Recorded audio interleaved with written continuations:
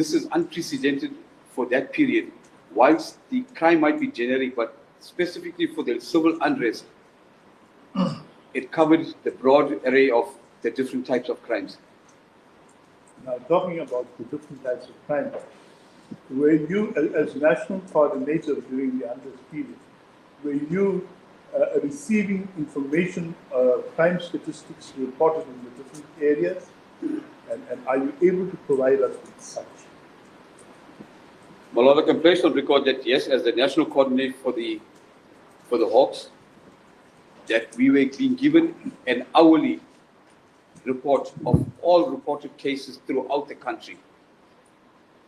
So every hour of the 24 hours, we were able to update our statistics, and that needed that intervention to put in place combat strategies, preventive strategies, and investigative strategies. My Lord, yes, I am in a position to, for KZN, to give a complete breakdown for those 7 days of the 11 districts, policing districts into which KZN is broken, the number of cases that came in for those 7 days, and the stations that was affected by the civil unrest. You have recorded the same in your statement, which is Exhibit B, correct? That's correct, my Lord. It's in paragraph 15.1. That's correct, my Lord. Paragraph 15.1 on page 5. Can you please take us through the numbers, as it were, of what the reported crime was and what the country, or the shape of the country was in that period, as far as unrest and violence is concerned? My Lord, the 11 districts, I'll start the first. The first district is Amajuba district. There were 62 reported cases with 15 arrests that constituted malicious damage to property, possession of stolen property, and arson. The affected stations was Madadini, Ozudwini, and Newcastle. The second district is referred to as the Itugela district. It had 5 reported cases with 3 arrests that constituted possession of stolen property, and the affected stations were Izekeli and Ladysmith. The third district was Amgungunlobo district. The district had 51 reported cases with 3 arrests that constituted malicious damage to property, murder, arson, and the affected stations were Pietermaritzburg, Howick, and Alexander Road. The fourth King Chetwayo district, the district had 63 reported cases with 15 arrests that constituted malicious damage to property, possession of stolen property, and arson. The affected stations were Impangeni, Malmut, and Izikeleni. The next district was Itigweni district. This district had the most. It had 383 cases with 41 arrests that constituted malicious damage to property, possession of stolen property, and arson. Affected stations were Durban Central, Isipingo, and Verulam. The next district is Ugu district that had 37 reported cases with 24 arrests that constituted malicious damage to property, possession of stolen property, and arson. And the affected stations were Amzinto, Potchefstroom, and Izigolweni. The next district is Mzanyati district. The district had 17 cases with 6 arrests that constituted malicious damage to property and possession of stolen property. The affected station was Greytown, Helpmekar, and Msinga. The next district is Ilembe district that had 30 reported cases with 6 arrests that constituted malicious damage to property, possession of stolen property, and arson. And the affected stations were Kwadakuza, Inyoni, and Surumbeli. The next district is the Harry Gwala district that had 9 reported cases with 7 arrests that constituted possession of stolen property. The affected stations were Ikopo, High Flat, Donnybrook, and Bulwer. My Lord, the next district, I might not pronounce it right, Umkanye Kude district. the district had 12 reported cases with 3 arrests for malicious damage to property, possession of stolen property. Effective stations were Jozini, Ngwavuma, and Imanguzi. And the last district was Zululand district. The district had 5 reported cases with 4 arrests that constituted of attempted murder, possession of stolen property. Effective station was Magudu and Babanango.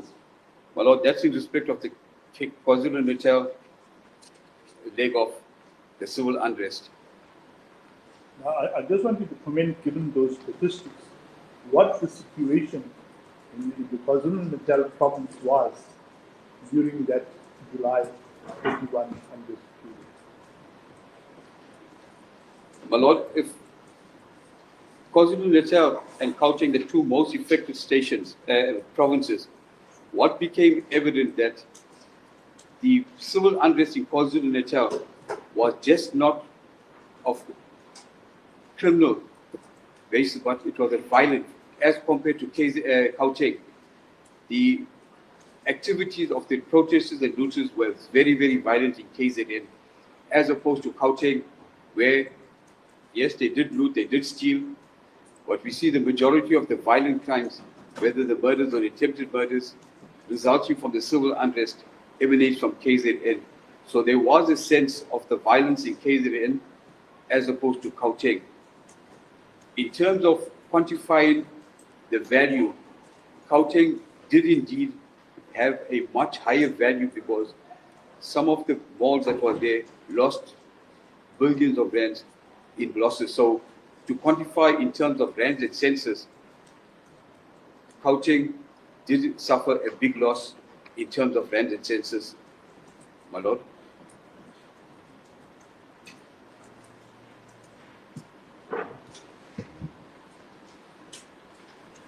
Any further investigations or any further methods that you use that you would like to take on the point? My Lord, I would refer to the Twitter side of the investigation, which I refer to WhatsApp, the Twitter side of investigation. And I think just to place it on record, there will be a cyber forensic expert that will be coming to testify. But when we're dealing with Twitter, Twitter is formatted in such a way that you get a Twitter handle that is referred to as a name and a Twitter ID, and that is generated by the holders of the Twitter license. That Twitter ID gives you numbers in different digits. Some is 7 digits, some is 14 digits. So we got a Twitter handle, a name of a person, and a Twitter ID, where we are able to identify a person by the handle and a person by the ID. And my Lord, the reason why I'm placing this in perspective for the court is that we would see that when we did the Twitter investigation, it became evident, more specifically with the accused that's before court, that we picked up 3 Twitter handles with the same or similar names. And if the court allows me to refer to paragraph 20. General Governor, you may do so, but very, very superficially, because the expert herself is going to come to testify on that. Right? Just go through it superficially. That's correct, my Lord. My Lord, on. But it is important that we fully understand the issue of Twitter and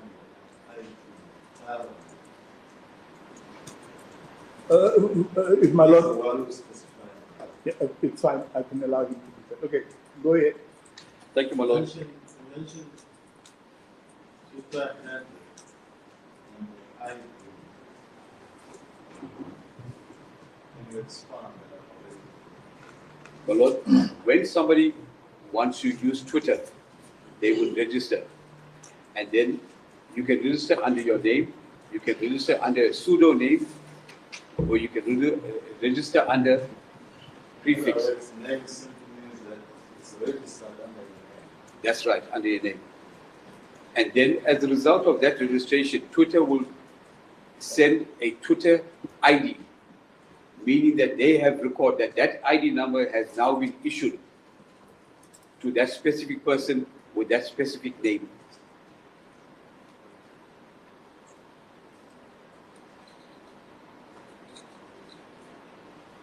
My Lord, as I indicated on paragraph 20, I will very superficially, for the court purposes, the 3 Twitter handles with the same or similar name of the accused before court. And I think it will be important that I place it in perspective that the first Twitter with an ID number 534-657-103 was created under the name at Zuma-Sambudla. And for record purposes, my Lord, we have established that this is a fake Twitter ID. Explain to the court what a fake Twitter ID is. Sorry, my Lord. Explain what a fake Twitter ID is. My Lord, a fake Twitter ID is where somebody else can create a Twitter account under Zuma-Sambudla. And through our investigation, it became clear and apparent that it wasn't being used, or the content was not that of the accused before court. It was a fake account that was used for their other purposes. My Lord, the second Twitter had a Twitter ID number. It's a long digit. It's 126-393-969-233-830-7073. That is the ID. And this was created at Zuma-Sambudla. Now, under Sambudla, an N was added to make it Sambudla. My Lord, also for record purposes, we can say that that was also a fake Twitter that was created and not used by the accused before court. This was established once again through the content or the posting and the timing of some of the events that was picked up on those accounts. My Lord, the third one, with the Twitter ID number 114-125-954-230-462-4641. This was created under at Zuma-Sambudla, and this is indeed the true and correct Twitter account of the accused before court.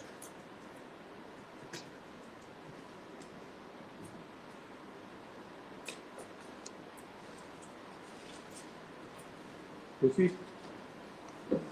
My Lord, as a result of us interrogating the third and the original, and it became evident that through our investigative methodology, that this Twitter account that was registered under the name of the accused before court was indeed being used for the purposes of conveying or inciting followers on the Twitter platform.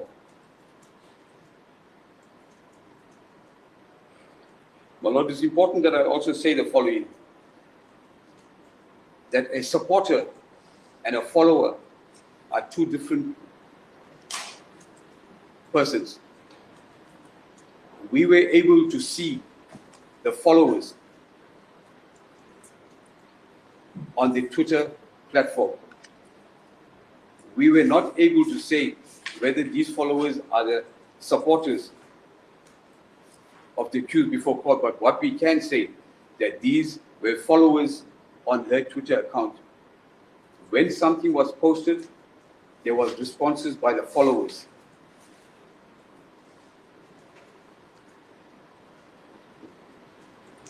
My Lord, as a result of the incarceration or the Constitutional Court judgment on the 29th of June, which we see was the start of the rise and fight in the country. And the reason why we say on the 29th, on the 30th of June at 09:57, the accused before court posted on her Twitter account, which reads as follows. My Lord, pardon me if I pronounce wrong. It says, Makaban, Izikati Sukurwa, Kulinkudla, Ngomakala, Kukweni, Sipelile, Amandla. It's on page 7, paragraph 24. And if it's loosely translated in English, it means, comrades, the time to fight in this arena with the mobile phone is over. Subsequent to this posting, there were many respondents, followers that responded. And some of them have openly responded positively, and others have openly responded, accusing the accused before court of inciting violence and asked it to stop. And to qualify what I'm saying, my Lord, on paragraph 25, there was a follower who on the 30th of June, the same day, responded to the accused before court, and that follower had the name on paragraph 25 as I think boss at Zonda Izinja. And responded as follows. It continues on page 8, my Lord, on the top, where it said, I thought that you were mature. Stop inciting violence. Stop playing with the lives of the have-nots. The people marching are hungry. Your father gave them nothing. If they get injured or arrested, he still won't help them. Grow up, please. My Lord, as a result of this Twitter, it became even more clear. On paragraph 26 on the 8th, we could see the different inflammatory messages that was posted on the Twitter account of the accused. On the 8th of July, that's immediately on the midnight of the 7th, our Honorable former President handed himself over, but on the 8th, she posted on paragraph 27 another insightful message where it says, Cadres, you have not failed at President J.G. Zuma, open brackets, at my ANC, as close brackets. It says, but you will fail him if the fight for the radical economic transformation stops. You will fail him if the fight for the economic freedom stops. So our struggle continues from the outside, and we must intensify Amandla. Now, my Lord, of specific that caught the attention of the investigation team was the last 6 or 7 words. So our struggle continues from the outside, and we must intensify. And the interpretation from the outside, we knew our former president was inside escort prison, but outside, it means that everyone who's outside. General Galbi, can you just hold a second? Lord, I have just been advised that the 11:16, we are cut into hot staff short term. It's 11:16 now.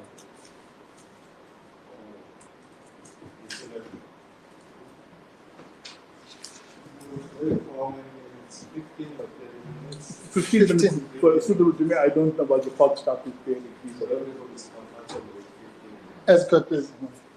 Very comfortable, 25 to Escort, please. quarter of an hour.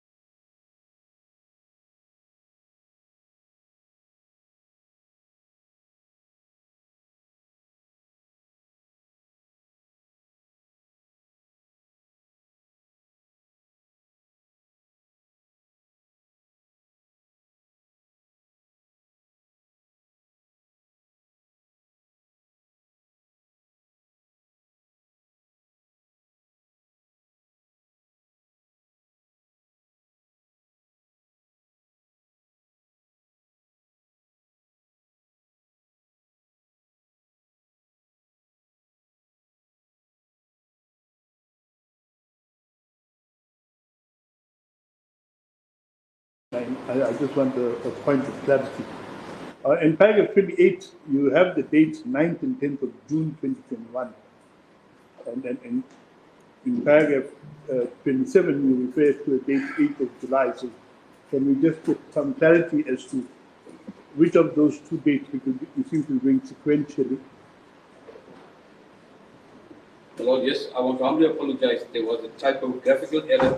It should be 9th or 10th of July 2021, and not 9th and 10th of June 2021. You amend your statement accordingly.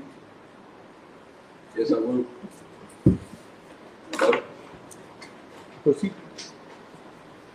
Lord, on paragraph 29, on the 10th of July, she posted a video of the late Mr. Chris Ali with the following importance.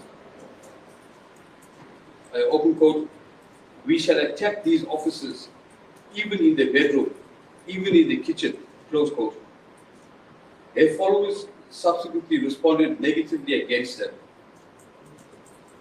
On paragraph 30, on the same day, one of their followers by the name of Tabang 11, alias Tabang Malema V, responded as follows. Open quote, "Inciting violence while you sit at the comfort of your home," close quote. Now, my Lord, earlier part I mentioned the separation between a follower and a supporter. And this became clear that this Tabang Malema was a follower. He responded to a tweet, meaning that he's been following her. There is other previous communication, but this was specific when he responded in a negative to her comments on paragraph 29.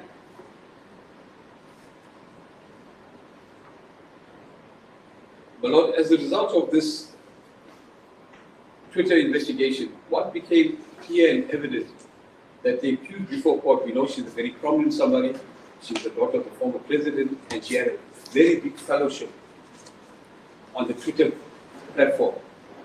And this qualifies her to be what we categorize as a social influencer. She's able to influence because of the number of followers that she's able to get across. But Lord, as a result of this social interaction, it is clear to the earlier question that it's able to reach out on the Twitter platform. Now we know Twitter might not be as big as WhatsApp in the billions, but Twitter has an equally big platform nationally and internationally. So of that 128 or 124,000 followers that she had, any message will reach out to that number of people immediately.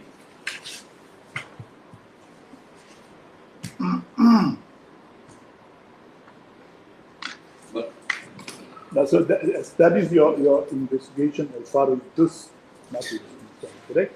that's correct, my Lord. Now, I just want you to focus on paragraph 10, which we dealt with earlier.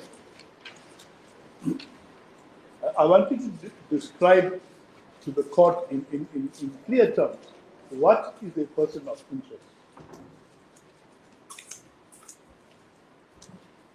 My Lord, we categorize persons of interest is when we did the analytical side of from a WhatsApp perspective, where a person of interest would be somebody who would say, take the 5 liters of petrol, or make sure it's raised to the ground.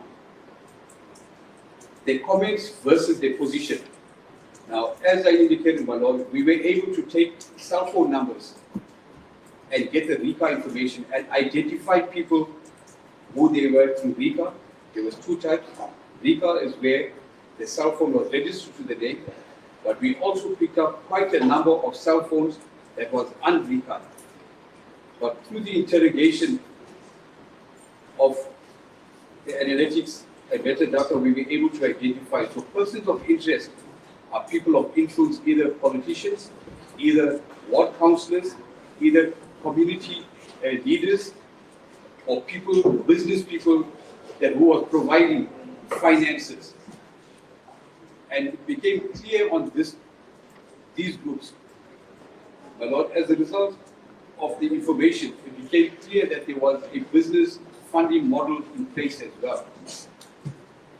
And out of the group that we mentioned, my Lord, currently we have 64 accused appearing as a result of the arrest across this that's still appearing in the High Court of KZN that's currently pending. So a person of influence, we did not take the looters or the runners. We looked at people that could influence, people that could give, that was giving direction or financing this civil unrest.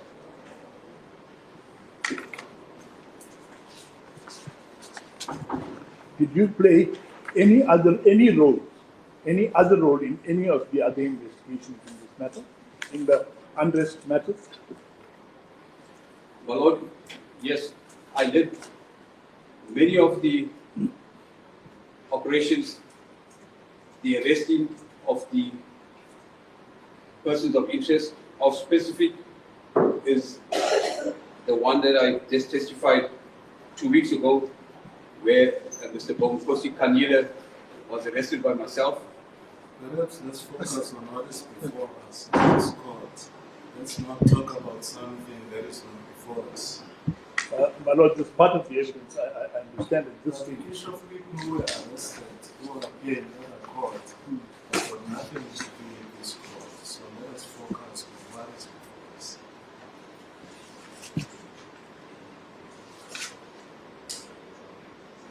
So once you start mentioning other people, My Lord, it will become apparent as we proceed why this particular arrest is of importance in this matter. If it can just be, it's just two questions that I have. I don't need to go into further detail. all what I was highlighting to you is that if we proceed mentioning other people that were arrested somewhere else, that might divert what we're doing here. We may proceed on, I think your question was what is the person of interest? So you are still unpicking on that. Yes, I appreciate that. So you can just proceed. So is there anything else you want to place in the record at this point? Well, it's safe for me to conclude that, to say, as a result of the final investigation, it became clear that the civil unrest resulted in mass destruction of property and loss of lives. And the influence of the social media platform has played a critical role in the communication strategies that was used on the various platforms. And that impact was seen on the ground. Thank you, Lord. I have no further questions. Thank you, Mr. Pandai. Mr. Thank you, my Lord. Good morning, General. Good morning, Council. Yes.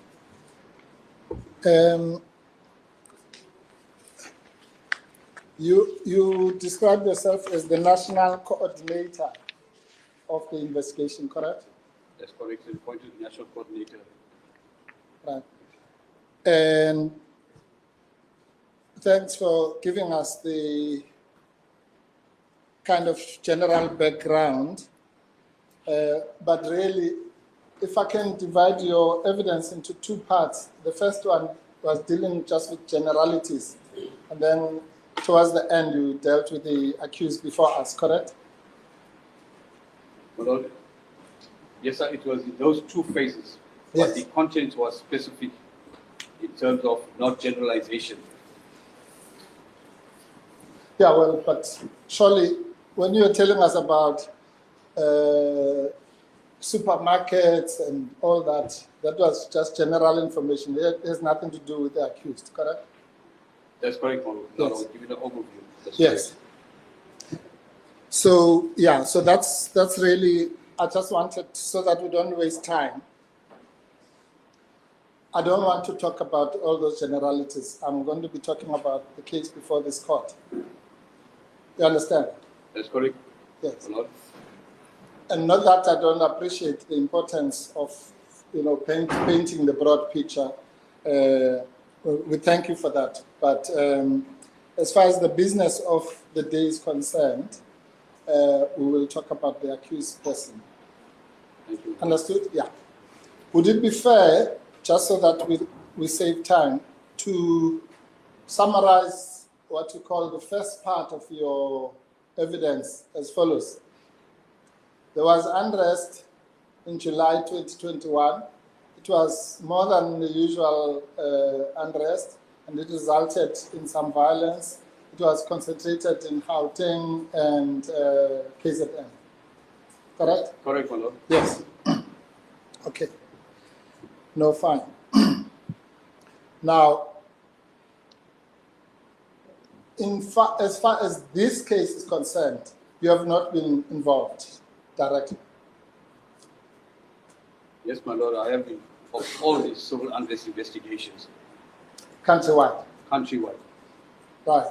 But this particular case, the investigating officer is Colonel Nazo, correct? Colonel Nazo is the docket carrier, yes. And have you had consultations with him? Yes, my Lord. How many? Many, Many. with his commander and the chief. Correct. And therefore you are familiar with his statements. No, my Lord, I have not seen his statements. Yep. I'm aware of the content of what I spoke about, but his physical statement, I had no insight or bearing. So you came here to testify without having had insight into the evidence of the investigating officer, the person in charge of the investigation into this particular accused. Well, Lord, I think it's safe to say, as the national coordinator of all the investigation, this specific case, I'm very much aware there's been engagements with the investigation team of KZN, the commander, the National Prosecuting Authority. But I did not inspect the docket physically like his direct commander, General Sonona, who would have done that. Mine was the overview of procuring the evidence and presenting facts and factual aspects to it. Yes. No, I understand that, General. Believe me. All I'm saying is that, as you have just said now, you are 5 steps removed from this case. So there's you, the national coordinator, and then there's various people until we get to the IO, to the investigating officer. And you have not familiarized yourself with the actual investigation into this specific case. It's not a criticism, I'm just establishing the fact. My Lord, that will be correct. From a national, I wasn't a national coordinator alone. There was a whole team at the national where we oversighted the entire country. So every bit of information, as I said, hourly, of every crime that was reported, we would have gotten and did the analytics and the processing. So there isn't a case that took place in this country without me knowing or giving leadership, more specifically the civil unrest. So this specific case, when the timing was right over the periods, we had to package it as such. Today, I'm presenting a broad spectrum over different days of when the tweets came in. Okay. Maybe let me make it easier. It's correct, isn't it, that you are not familiar with the specifics of this particular investigation? My Lord, I am. You are? Okay, good. So you know that Colonel Nazo, for example, made inquiries from cellular phone companies? My Lord, the method, that's one of the methodologies that we would follow in the investigation. No. Please listen to the question carefully. Do you know whether in this particular case, the investigating officer specifically required information from cellular companies? I know you're saying that's what would happen. Fine. Do you know whether it happened or not here? My Lord, I would have believed to Section 205 would have to be done in order to establish a number, but I cannot say specifically on this case that he did or did not. So just a moment, Major, to be specific. The question is whether you know. So your answer should be is either you know or you don't know. Do you know or you don't know? That is the question. But Lord, I want to believe I know that Section 205 should be done on every investigation that we will busy with. So the answer to whether you know that it occurred or you don't know, what is your answer? I know, my Lord, the 205 You know. would have been done. No. Sir, please, can you just assist the court? You can't say, I know that the Section 205 would have been done. You know what I mean? The judge is asking you, his lordship is asking you, do you know whether it was done, not what, that it would have been done? Of course, it's like saying, if I say, do you know that the complainant was interviewed? Say, yeah, that would have happened because it's standard procedure in the police. That's not what I'm asking you. I'm asking you, do you know specifically in this case whether these investigations were done or not?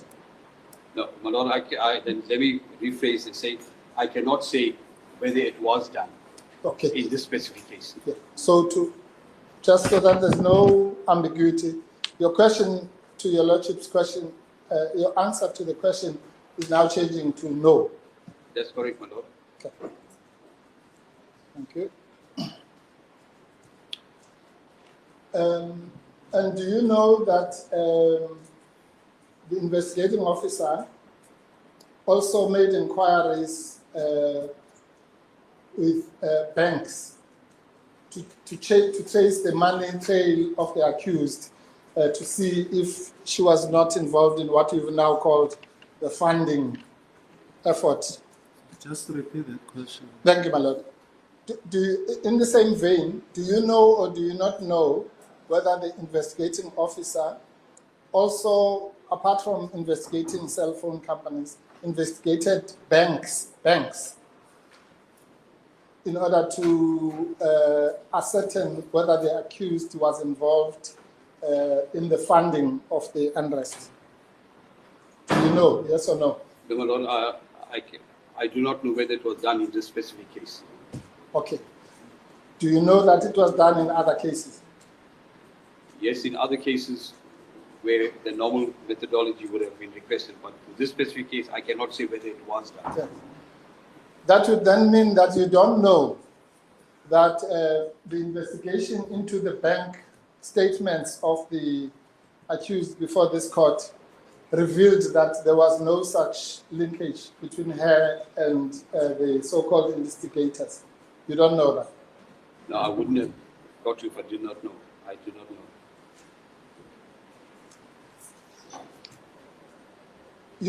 Do you know that do you know the basis of the state's case in this particular matter? My Lord, I would just be brief. Yes, I do. You do, okay. And you then agree with me that the basis of the state's case is that the accused was part of a common purpose. Objection, my lord. There is no such basis that can lead anywhere from the start. The accused is charged simply in respect of comments she made on her Twitter. And the impact it had, and as I said earlier, whether it was a direct attempt to incite people or whether objectively seen it could be inciting people. Yes. Thank you, my lord. Maybe, my lord, yes, maybe let me rephrase the question. Do you know or do you not know that the investigating officer proceeded from the premise that the accused is involved in a common purpose or conspiracy with others? Well, Lord, I would want to believe that I do believe it was. She was, in view of the number of other investigations, which I had insight to on a national level. Okay, thank you. Well, that makes it easier. Then we don't have to refer it to the investigating officer. So you yourself, the basis of your evidence is that she was part of this broader conspiracy. In terms of communication via Twitter, yes, my lord. No. Please. Twitter obviously communicates to millions of people. That's not what I'm talking about. I'm talking as to whether it is your case that she was part of a conspiracy of instigators. My lord, yes, via the social platform of Twitter. I categorically phrased the WhatsApp and the Twitter separately. I see. So on the Twitter platform, yes. I see. So you gave the court, you said there were 8 groups of instigators or platforms, WhatsApp groups, correct? That's correct, my lord. So are you now saying that on top of that, there were also Twitter groups? My lord, Twitter is individually based. Twitter is not groups. Twitter is on an individual. WhatsApp groups that has participants. On the Twitter account, it's the individual. You don't have multiple participants on a single Twitter group. Yes. You have followers. And Correct. I think when I categorically clear the difference between a supporter and a follower. So you have followers on a Twitter, but in WhatsApp you have participants. Okay. So when you say she was in a common purpose or conspiracy, she was in a conspiracy with what? Followers? Yes, my lord. The Twitter, 120,000 or some followers, that was the grouping to which would have responded to her comments and responded as followers. Okay. So she was in a common purpose with followers. Is that your evidence? That's correct, my lord. All right. But as far as the WhatsApp groups are concerned, she was not a member of those. Safely to say, yes, my lord, she was not part of the persons of interest in any of those groups. She was not a member of any of the 8 Twitter groups, WhatsApp groups that you identified, correct? That's correct, my lord. She was not one of any of the 103 persons of interest that you identified. On the WhatsApp, she was not, my lord. She was not, right. So she was some lone wolf operating, unlike all the other people, she was just operating alone with 100,000 followers, correct? No, my lord. She was the individual who posted, and other Twitter handlers and followers, they in turn disseminated to different levels. So as the accused before court individually would have sent out a message, but the followers would have followed up and sent it out. So our focus today is on the accused. What did she disseminate on her platform? Sorry, General, maybe it's the way I asked the question. I'm saying, let's take somebody who was part of the Inc. group, right? She was not part of that. We've established now. That's correct, my lord. Yes. Now, that person would have been in touch with the people in their WhatsApp group, and as you say, they might say, go and fetch petrol, do this and the other. She was not involved in that. She, on the WhatsApp, she was not involved, my lord. Yes. And therefore, your only evidence is that, unlike all these other people who were involved in those things, she was operating on her own, apart from the fact that people would respond or follow or retweet and so on. But she was just on her own. She was a conspiracy of one. My lord, I think to place it in perspective, and I mentioned the cyber forensic expert will come, but to answer the council's question, the participants on the WhatsApp group, to which she was not part of the WhatsApp group, some of those participants are her followers on a Twitter group. So I think that wasn't for me to testify. The cyber forensic will bring that clean. But now that you asked a question to show that there was people that's on this group where she was not, but they are followers on a Twitter group. Okay. So it would be wrong for me to say the accused before court was part of the WhatsApp. She was not. But participants of that group were indeed part of her followers. I see. So being her follower is also what? A crime. I'm one of her followers on Twitter. Does that make me a conspirator? No, my lord, I don't think it will make a person a conspirator. Oh, But if the person takes it further from the Twitter and announces it on the WhatsApp, and then as a council, ward councillor tells to the ground forces, do ABC, then that has a nexus of what was said and how it was conveyed by the follower onto the WhatsApp group. The accused did not do it, but the follower did it as a result of the incitement. I see. So for that, we can't blame the accused, correct? Yes, my lord, we cannot. All right. Now, this whole state, I'm sorry, my lord. Just to get clarity on, you're saying you cannot blame the accused for what her followers did on the WhatsApp. I want to capture it correct. Is that what you're saying? My lord, the way the council put it, I understood it, and I'm saying, yes, the accused would have said it, but if the follower took it to the WhatsApp, I cannot honestly say that the accused must be blamed. The follower is the one who would have taken either the message or the incitement or whatever we call it. So I cannot say that she's responsible for the WhatsApp. No. Absolutely. No, thank you. Thank you. I wanted that clarity. Thank you, my lord. Yes. No, that's important. We're on the same page here. In fact, to be honest with you, and I don't want to give you legal argument, but just as a senior policeman, you would agree that the accused, or anybody for that matter, is not responsible for what the followers may or may not do, or may not say, or how they react. Correct? Now, I don't think that would be correct, my lord, to say that we cannot, especially with a person of the accused stature, a certain comment or a certain message will carry weight of either goodwill or incitement or inflammatory, and so to be wrong to say we cannot say it. No. In the context of which it was said is going to be important.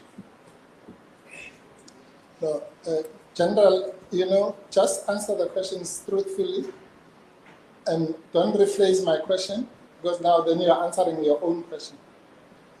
My question is, generally speaking, if I tweet something down here and 20 people like it, others don't like it, that's not my responsibility. That's all I'm saying, correct? My lord, I think it's safe to say, I might not agree to everything council says. So my disagreement must not be seen as though I'm in opposition. I must just state the fact. The fact that I only placed parts of a context, there might have been responses from the accused on those things. And that is why I'm saying those responses, the cyber forensic who did the actual analytics will be able to say, this is a message, this was a response from a follower, was a response from her given.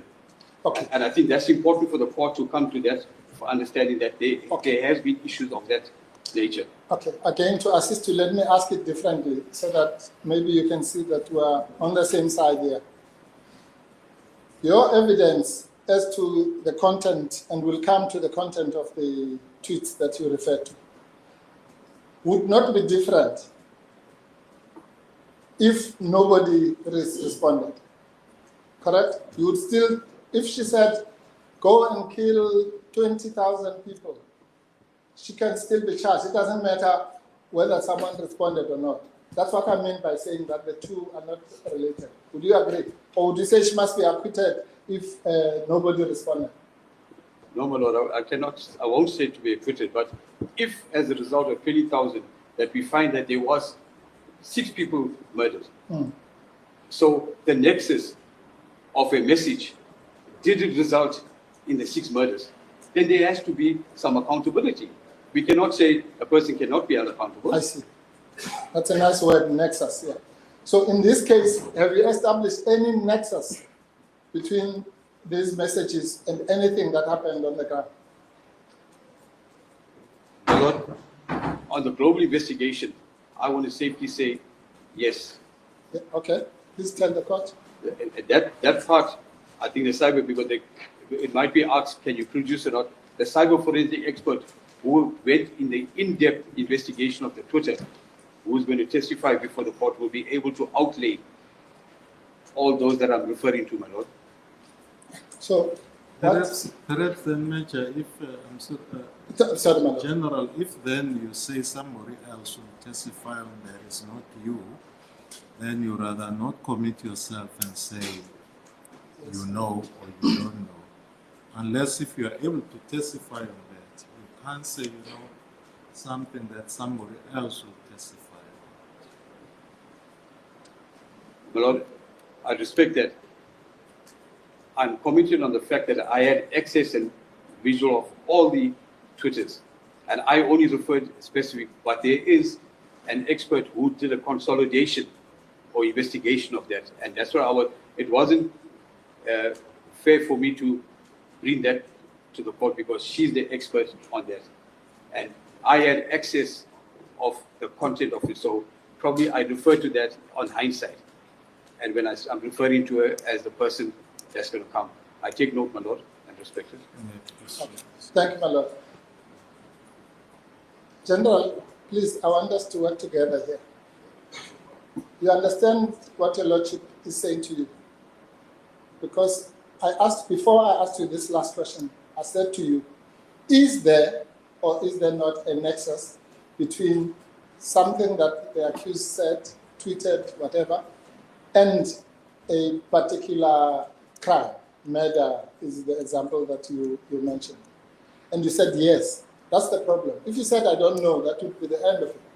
But when you said yes, then it invites me to ask the next question. Then you say, no, some expert is going to tell us. Then, do you understand? So I'll ask you again. Do you, General Governor, know whether or not there is any nexus between what the accused did, said, tweeted, whatever, and a particular crime? My Lord, I will still say yes. Okay, which crime? My Lord, it's clear that the MI2P, the burning, the destruction, and once again, your very next question, counsel, was, can you show it or prove it? And here, my Lord said, I cannot comment on that because there's somebody else. So for me, my response, yes, I see there is a nexus from the platform where I operated and know the contents of the Twitter information. I see. So, and you're saying the whole unrest, July unrest, is causally connected, because that's what nexus means. It's causally connected to something she did.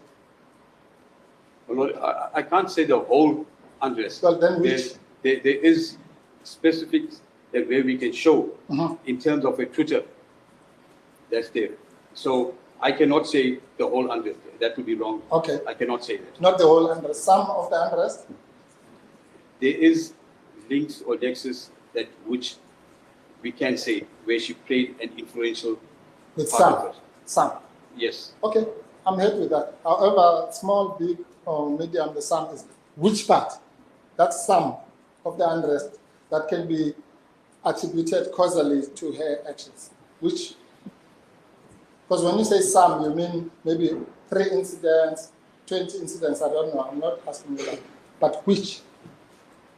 My Lord, if you look at the one where I commented, where she commented, let's take the fight from outside. And immediately after that, the McDonald's, the Wheel, Value Logistics started to burn, looted and burnt. Now, those are specifics, if you're asking that sort of specifics. I see. And before that tweet, nothing burnt. Before the 8th, there was nothing. Before the incarceration on the night of the 7th. All right. Okay, General. You see, that's why I wanted us to deal with specifics, not all these generalities. So your evidence is now that the tweet that was given on the 8th of July is the one that caused the burning of a McDonald's. But Lord, let me restate. I cannot say Oh, that. I'm saying as a result of outside, let's start working from outside.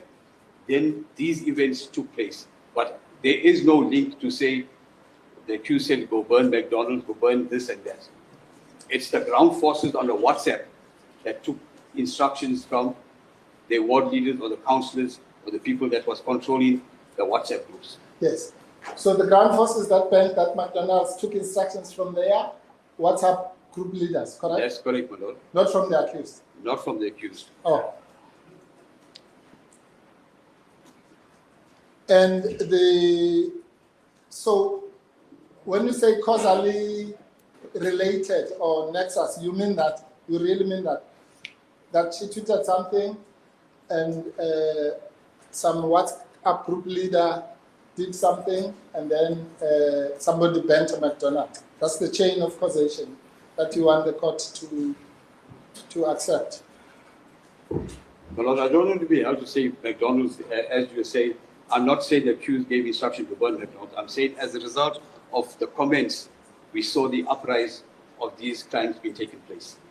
For me, the nexus or the link is as a result of the tweet, there was an activation of the ground forces. Okay, I can't say I understand what you're saying, but let's move on. So the tweet that caused all this trouble is the one on paragraph 27 of your statement, page 8, my lord. Just before you even go there, am I right that here you obviously haven't put all the tweets, you put the most important ones? That's correct, my lord. Thank you. Okay, so one of the most important tweets is this one. Comrades, you have not failed President J.G. Zuma. My ANC has. But you will fail him if the fight for radical economic transformation stops. You will fail him if the fight for economic freedom stops. So our struggle continues from outside and we must intensify. This caused people to ban things. My lord, in my evidence, Chief, I mentioned this 3 times, that specific sentence. So our struggle continues from the outside and we must intensify. Now, we have to unpack what is outside and what is to intensify. You can only intensify something that's either started or on way. And when you look at the videos of a mall burning and to intensify, when you look at looting and to intensify, and as I indicated, outside is what we, myself as the head, believed that outside was referring to because our former president was inside and now we on the outside, we must intensify. So that was our understanding, and that's the reason why we attached importance to that tweet. I see. So, but you don't have to speculate as to what it is that was going to be intensified. It says, if the fight for economic freedom or the fight for radical economic transformation stops. So we know, correct? That's correct. Yes. So the fight for economic freedom and radical economic transformation, what does it got to do with looting? A lot of importance again, the timing of this message. Immediately the 7th, the former president at midnight went. On the 8th, when this has come out, and we know that this country burst into flames on the 8th, and the timing of the message, yes, economic radical transformation we know has been long in the process to which we respect and we must believe in that. But so our struggle continues from the outside and we must intensify. Now, the timing of that message must also take the importance, my lord. Okay.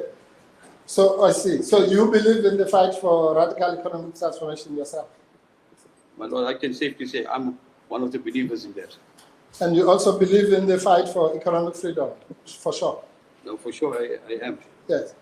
And do you believe that it should be intensified? Intensified. Yes, let's say yes, Thank but you. from the outside. So you will see the word outside. You're not saying outside. Oh, I see. You So will see the word outside. outside, Protocol. according to you, outside was a differentiation between inside the prison and outside the prison. That's correct, Yes. my Lord. So do you think the fight for radical economic transformation and economic freedom should be intensified outside of prison? In the timing of the civil unrest, yes, I'm saying the outside was to the ground forces. Outside and intensified. No. Please, I'm asking you now. You, as a fellow believer in radical economic transformation, do you believe it should be intensified outside or in prison only? No, my Lord, you cannot, our president went inside, so we cannot intensify it inside. We can only intensify it Outside, Thank as you. you said. And because you believe that that fight should be intensified, does that make you a criminal? My Lord, actions resulting from that comments, and which we'll see have preceded that comments, action that resulting from that would definitely make it a criminal act if it was said in the environment or the circumstances under which it was said, and resulted in acts of criminality. I see. Okay. General, it will, believe me, it will help us all if you listen to the question and then answer it, please. Don't try to think where I'm going or whatever, because that's going to waste a lot of time. Now, my Lord, I don't think that's fair, my Lord. Allow me as a witness under oath to testify what I want. I'm not going to testify to what you want. I must respond to what you say. And my honest response, with due respect, it is my response, and I'm going to respect that. Yes, I believe your counsel, that Gangai, if accused counsel understand, will object, I'll also look to that. But I think what is clumsy here, the issue that perhaps is put against you is if somebody who is said to be fighting for radical economic transformation gets inside, then the quotation said outside it must continue because somebody now who has been doing this is outside. It's inside. That's where perhaps the confusion starts from, to say then what is crime here?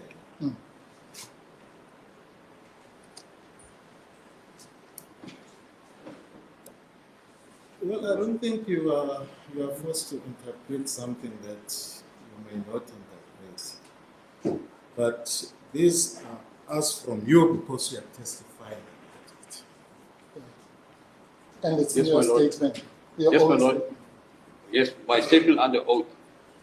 I'm saying the reason why I'm testifying to that is because at the time of us doing the investigation, and today it would not change because I would have believed that that's what we interpreted from the outside and intensified, and the timing in which it was said resulted in certain action. Okay. General, thank you. Let me assist you. I'm not fighting with you. You understand that? I'm not, really, believe me. The reason I made that comment is because you did not answer my question. That's all. And I wanted to ask you if you remember the question. I'll just repeat it. Okay? Since you, General Corporal Governor, believe in radical economic transformation and you think it should be intensified outside, that's all you have to evidence so far. Does that make you a criminal? Yes or no? No, my Lord, it will not make me a criminal in believing on a principle. Yeah. That's the principle we believe in. It would not make me a criminal. Thank you. Right. And Just a moment. Do you Sir. have a chair there? You want to sit, General? No, thank you, my Lord. Or you may sit if you. No, I'm comfortable. okay. Thank you. Okay, so yeah, now we're together. And the intensification, which we all need as a country, should be at all times, correct? Yes, my lord, if we want to push an agenda, it must be continuous. At all times. Yes. Thank you. So that intensification at all times, whether there's unrest or no unrest, we should not stop that fight, correct? My lord, yes, we don't have to stop, but I think the crucial word, what the council is missing out, and I don't want, is the word outside. Intensify is there. Now, we know the incarceration on the 7th, and then outside on the 8th is a clear indication, but council is outside and intensify the principle. I support intensify the principle even now. But at the timing, when the government made inside and she to intensify outside and intensify that clear. And I think also must be fair in using that word. I'm not saying agree to it, but both those words has to be part of one sentence in which she crafted a message. Fine. Sorry, I apologize for interrupting. I have generally allowed my people to continue in that line of questioning because I thought we'd get somewhere sometime. The accused is not charged with conspiracy. The accused is not charged with causing anything. The accused is charged based on statements made. And the question that the court must determine at the end is, were those statements insightful? They have the potential to be insightful. And when we're dealing with the charge of incitement, one does not have to prove the commission of an offense.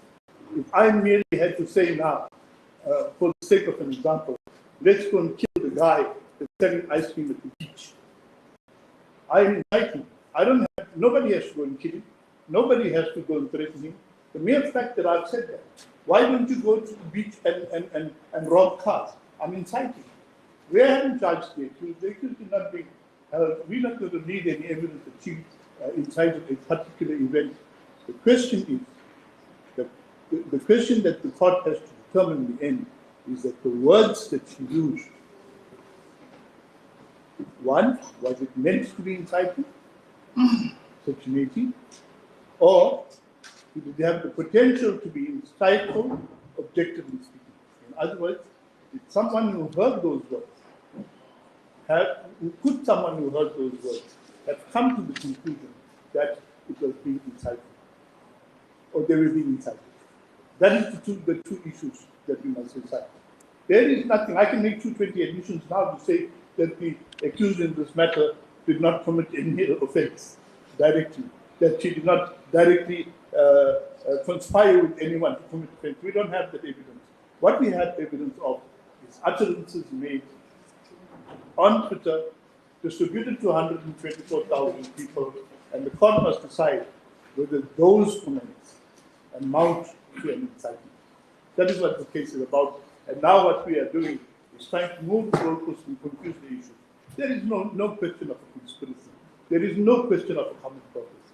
The question is what she said, the words that she uttered, the words that were distributed as stated in the Righteous Assembly Act. Did they incite people? Were they meant to incite people, or did it have the potential that somebody who received it could have felt that it was incitement? Those are the questions before the court. Yes. My lord, I don't know what's happening now. My learned friend is busy arguing the case. We'll do that at the end. I don't know what he's doing. Whether is it an object? Wait, Can I just a finish? moment. Wait. I apologize. No, wait. Sit down. Once he's down, I you may reply. Thank you. Proceed. Thank you, my lord. My lord, with the greatest respect, my learned friend, what he's doing is not correct, because he's allowed, of course, as we all know, my lord, to object to a particular question. Then I respond. But he is not objecting to any question, he's just arguing the case. I don't know which question, if he's objecting to a question, which question, because all I did was to take the witness on his own statement. I don't know this story about conspiracies. We've moved a long time from conspiracies and common purpose. We are now at a point where the witness has said he has quoted the most important, insightful statements, and we are dealing with one of them. So I don't know what's wrong with that. My Lord, That is your last reply now on the issue. thank you. Yes. My Lord, it is not a matter of arguing the case at this point. I will still argue this case, and there's a lot more that I need to argue. I have allowed my colleague some latitude in his cross-examination of this witness, because I thought we would get to a point. Now, to cross-examine this witness on conspiracy and common purpose, and it goes on, and I'm saying I'm now objecting to this line of questioning, because this line of questioning is irrelevant to the charges that they accuse face. That's my question. And I believe, let's just comment down a little bit. So we all know that the accused is not charged for a complete crime. Indeed. It's not charged for a complete crime of what is incitement. It's charged for incitement. So what Mr. Wolf is doing, it's questioning the accused on what the witness and what he has written in his statement as evidence to the crime that the accused is charged with. So far, if perhaps that was not relevant, it will not have been contained in the statement. That's how we look at it. But if he overstepped it, then you will be more than welcome. Surely there is no issue of common purpose. That one might be relevant. But the issue of incitement, how is this statement relevant to incitement? I think he's more than welcome to ask the author of the statement on that. You may proceed, Mr. Yes, God, I'm indebted to the court. General, yes, we're not going to be long on this. We've established, you and I have established that you did not quote all the tweets. You just quoted the most important ones, correct? That's correct, my Lord. Yes. And one of the most important ones, the first one actually of the most important ones that you quoted is this one in paragraph 27, one we're dealing with now, correct? Yes, that's quoted, Yes. and to which I'm not the author. The tweet itself is out of the Twitter. No, when the Lordship says you are the author, it doesn't mean you are the author of the tweet. You are the author of this statement. That's correct, my Lord. Okay? Yeah. Understood. Understood, my Lord. Thank you. So it's your own statement. You signed it before God. You said, please help, so help me God. Correct? That's correct, my Lord. Yes. That's what it means. Now, in this statement, you selected this particular tweet as evidence of the incitement, correct? That's correct, my Lord. Yes. So that's where we are. So I don't know how that can be not relevant. Now, I'm busy saying to you, okay, maybe let me assist so that we move on. I'm going to argue that your theory about this particular tweet is fanciful.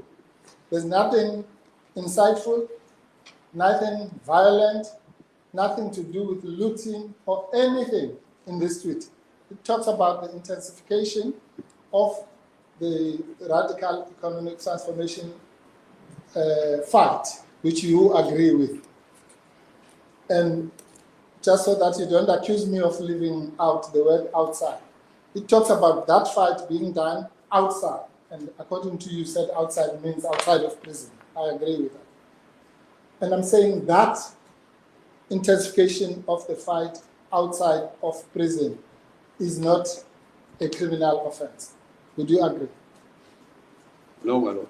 Okay, it is a criminal offense. The intensification of the My fight. Lord, allow me to expatiate. Yes, please. Had this message been said on the 1st of January as a New Year's resolution and nothing happened, is different to something that was said on the 8th of July 2021 and something did happen. Now, I think we must just be, and with the biggest of respect, I think the importance or the timing of the message, the 1st of January and the 8th of July, and the resultant from both On the one, nothing happened. On the other, something did happen. And as the council correctly and the council for the state, I cannot say the accused before court has committed murder, burning, arson, looting, nothing. No specific crime. Or terrorism, even worse. You can't say she committed that, correct? I cannot say specific crime, my lord.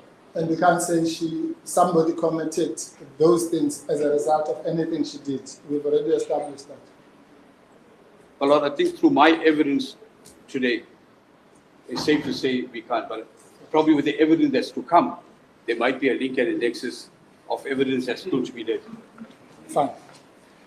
Thank you. Normally, that is the point at which I should be saying I have no further questions, because we now agree that none of the things happened as a result. But let's just tie up a few things. Do you know, as the national coordinator, why it took 4 years to charge the accused?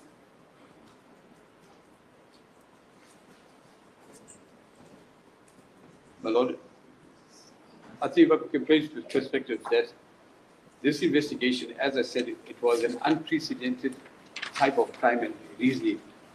And for the volumes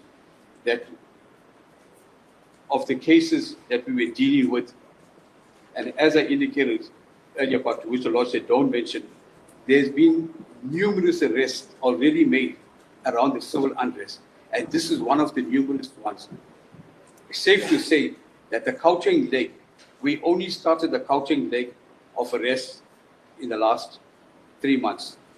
So it's the timing, once again, the volume of work that had to go into the investigation, the different methodology that was used to ensure that we've got sufficient evidence or complete evidence to bring before court. The WhatsApp was very much easier platform. So I cannot say that, the 4 years is a too long period, because we still got others that have not even reached the stage of finalization. We still continue because of the volume of work. Do you know or do you not know why it took 4 years to charge this particular accused? If you don't know, you don't know. No, I do know, my lord. Why? It was because we have prioritized our investigation. We prioritize our investigation with the accused on the other side. Therefore, this is one of the cases that came after that. You will have seen the Brookside Mall, arrested, convicted, sentenced. Others are still continuing in court, and others are still pending investigation. So I would say to the court is that, to the Lordship, is that these cases were prioritized because of the volume of cases. So it received the attention in this period. Okay, let me ask it differently. Do you know that as far back as,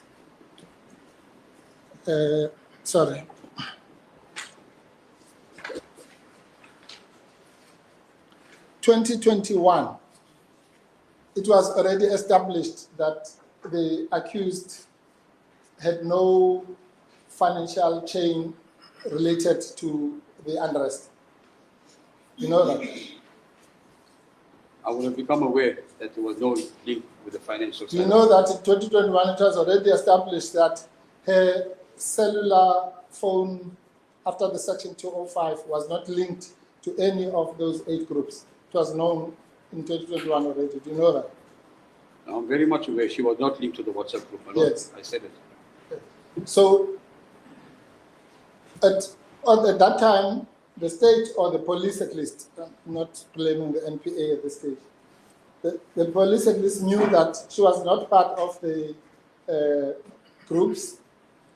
Her financial affairs were not linked to any funding of the unrest, and her cellular phone movements, I think you guys call it triangulation and so on, did not place her anywhere in any place that would link her to the unrest. That was known by the end of 2021, correct? That's correct, my lord. It was known, and therefore it was not at that point in time more important than the one that we had, where we were able to link perpetrators and arrest them and charge them and take them. And that's the prioritization that I'm talking about. That at that point in time, 21, 22, probably up to the time she was charged, Yes. we prioritized our investigations. Yes. So, no, that's fine, Chandra. So, am I right then to say, having ruled out all these things that would normally have linked her to the crime, the only thing that we are now left with is what we've just done, you and I, the interpretation of the tweets. Because we now know that you investigated the banking, you drew a blank. You investigated her involvement with the WhatsApps, you drew a blank. You investigated cell phone movement, you drew a blank. So the only thing that's left is the interpretation of the tweets, correct? That's correct, Honorable Worship, and that would allude to your question. Why 4 years later? Because all those processes would have taken time to have done at some point, and probably 4 years later is why she is charged now. So it took you 4 years to work out that the call for the fight of radical economic transformation causes the banning of a McDonald's. Well, I think it's unfair to put it the way, Council, because here we had murders, here we had mass destruction, and here we got suspects of prima facie evidence. Now we cannot package that and prioritize something. We went according to the evidence and the availability of what was there. And we, as I said, the prioritization of the cases took precedence where we were able to link people. So the accused before court, and rightfully, 4 years sounds too long. But in context of what we were dealing with from an investigative and a head, I'm saying it's adequate because we still got cases that are probably only halfway or three-quarter way investigated. That's still going to probably take us another 4 years to put on the road. Okay.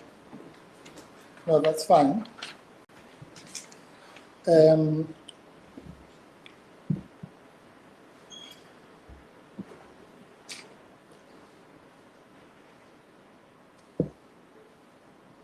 It's correct, isn't it, that the genesis of this particular case was the complaint by the complainant, Ms. Trent, or you don't know? I'm not aware of a trend. You don't know Ms. Trent? Trend, no. You don't know the complainant in this case, who it is? Is it, my Lord, forgive me, if you're talking about the lady from, I'm afraid to even mention his name because it might just, Paul O'Sullivan's office, yes, that was it. So I don't know, I think Mary and him. Yeah, Yes, Mary, but Mary I don't, James.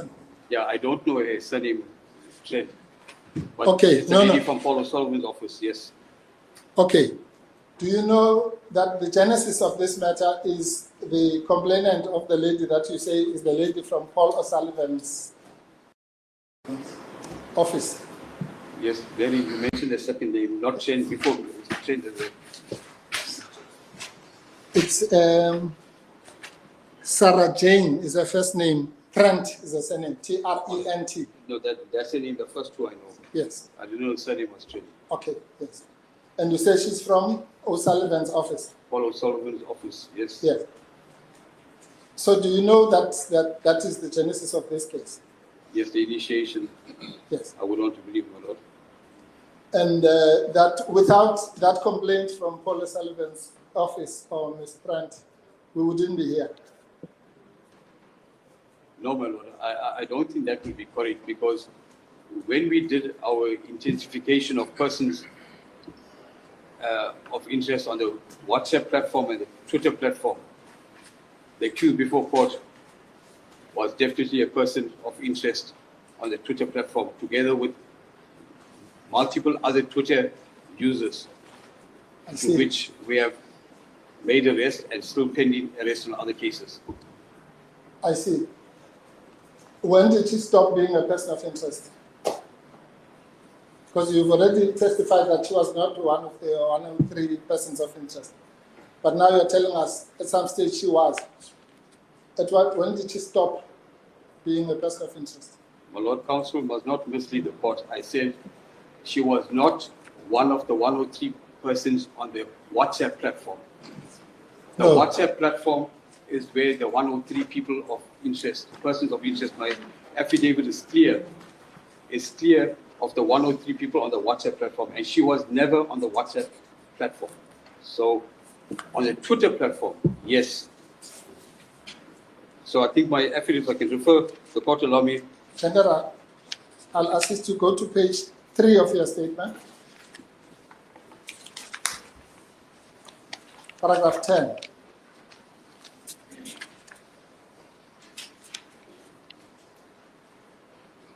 Are you there? Yes, correct, my lord. Your investigations that you've done for the past 4 years or so have come up with 103 persons of interest, correct? Yes, Those people are listed on column 1, 2, 3, 4 of your table, correct? that's correct, my lord. Of those 103, none of them is the accused here, correct? That's correct, my lord. Yes. That was, I thought maybe I misunderstood. That was you and I were agreed on that. No, my lord, you're not, the council is not, if you look at paragraph 13 and read paragraph 13 in context, where it says that resulted in us identifying 103 persons of interest attached to the specific 4 grouping on WhatsApp. I Yes. think that is correct. That 103 to WhatsApp, the accused is not attached to WhatsApp. So it's wrong for the council to say that under oath, I said this paragraph 14 is clear. I think my English is quite clear on that the 103 is to the WhatsApp and not the Twitter. No, General, it's not English, it's arithmetic. I said she's not one of the 103 persons of interest. Do you agree on that?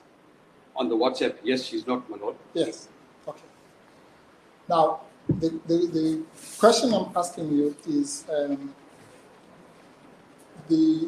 are you denying that what sparked or triggered the interest or investigation into her was the complaint from the lady from Mr. O'Sullivan's outfit, company, office, that's what it is. You deny that? Can you see I'm denying what? Are you denying or admitting that what triggered her being a person of interest up to the stage we're sitting here now was the complaint from Mr. O'Sullivan's office? My lord, that was not a trigger for our investigation. Right. So then you would disagree with Colonel Lazo. Sorry, my lord, if I may just.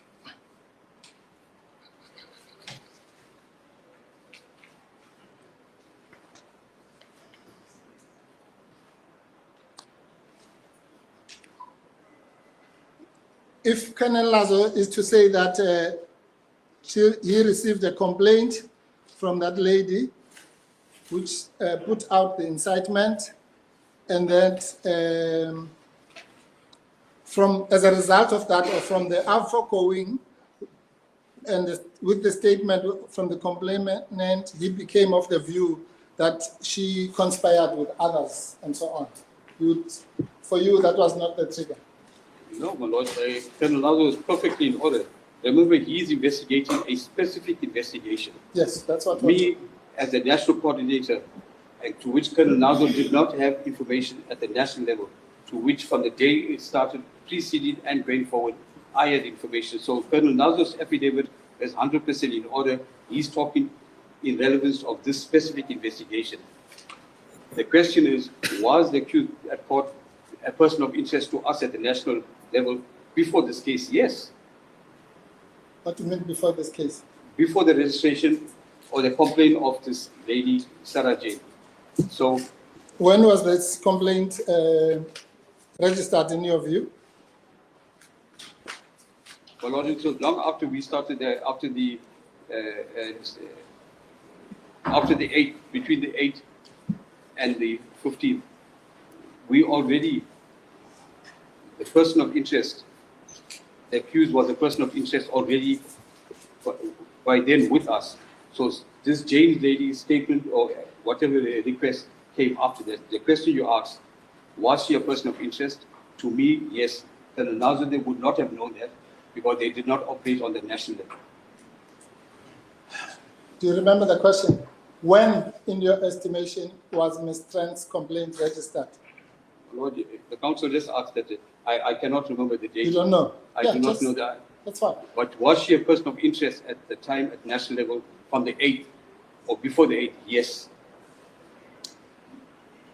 You know, Just a General, moment, so that I'm we- sorry, my lord. we are all on the same page. Mr. General, I was saying that, for clarity, I was saying that the accused before court was a person of interest to you before the 8th of July 2020.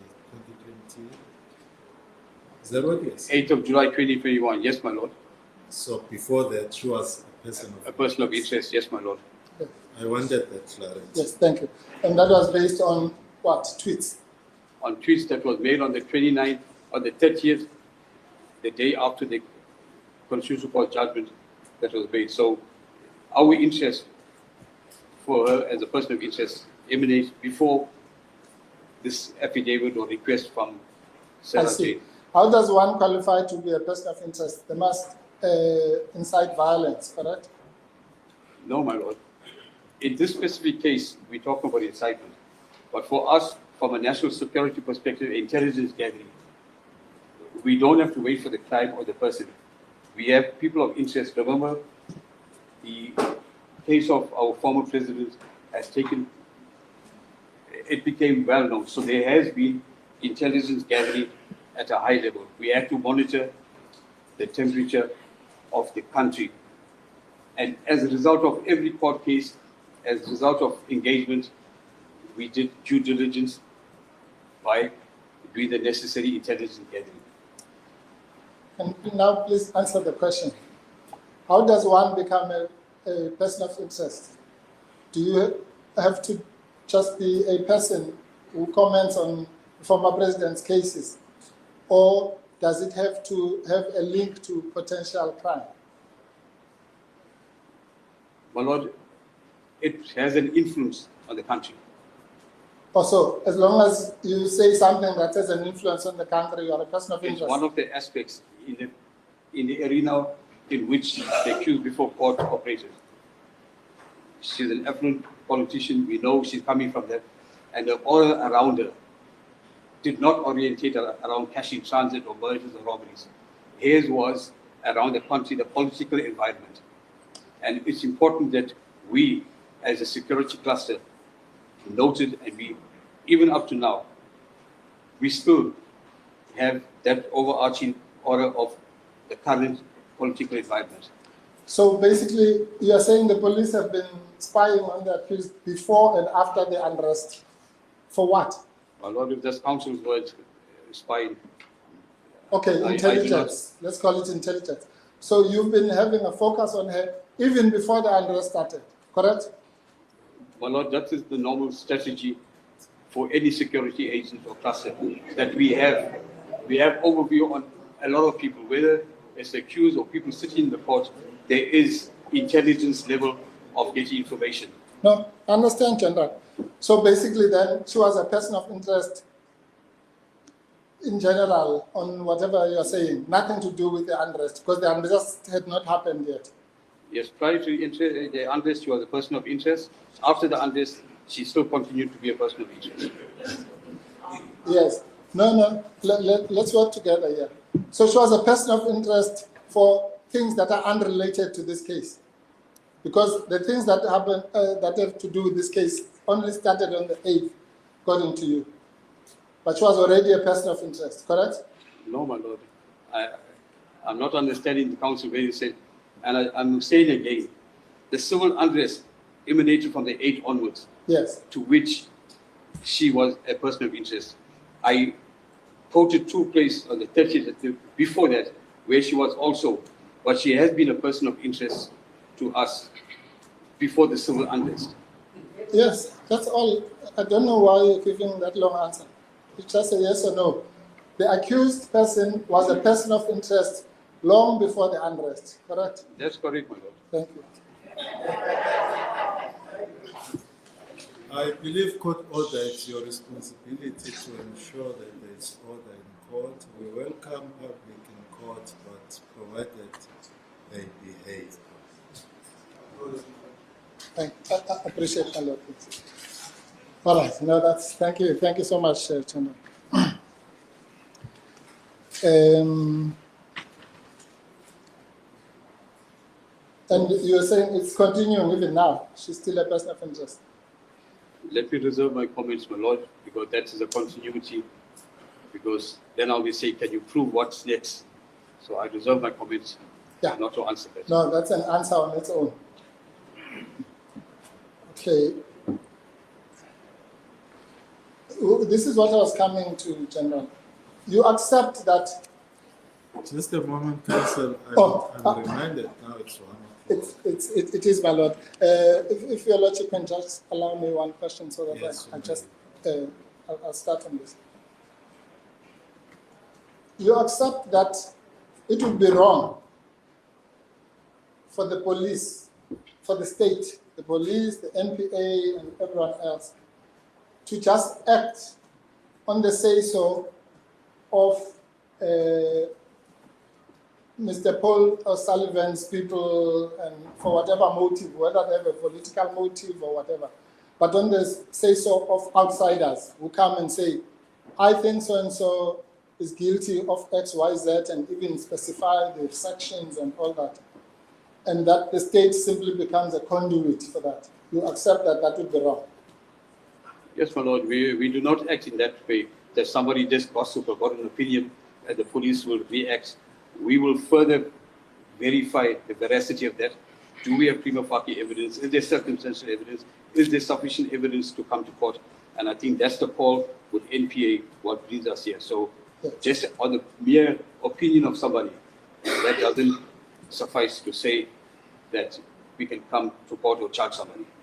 Yes, and therefore it would be wrong, I suppose that's your answer, for the states then to act as a result of pressure from political syndicates or criminal syndicates, you know, the kinds of things we're dealing with in the country right now, correct?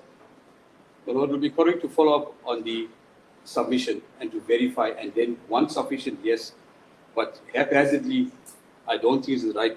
As counsel says, it's right. You just don't haphazardly take something and run and say we're charging you. Thank you. Let's go, please. My lord, Thank you. that would be a compliment. I'm indebted. We will break for lunch. We'll come back at 2 o'clock. Court of Unrest. I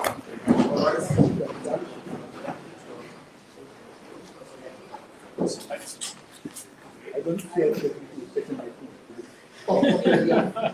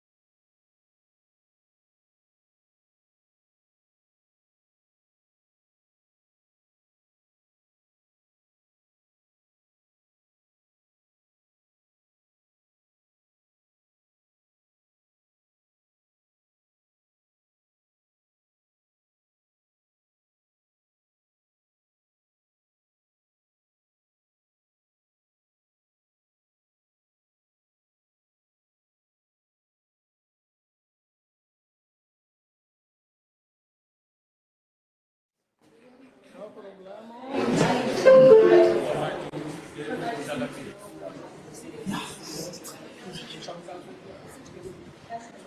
many degrees you hold? You take your notes. How many degrees you need to Dali take your How many degrees of separation? 5 degrees.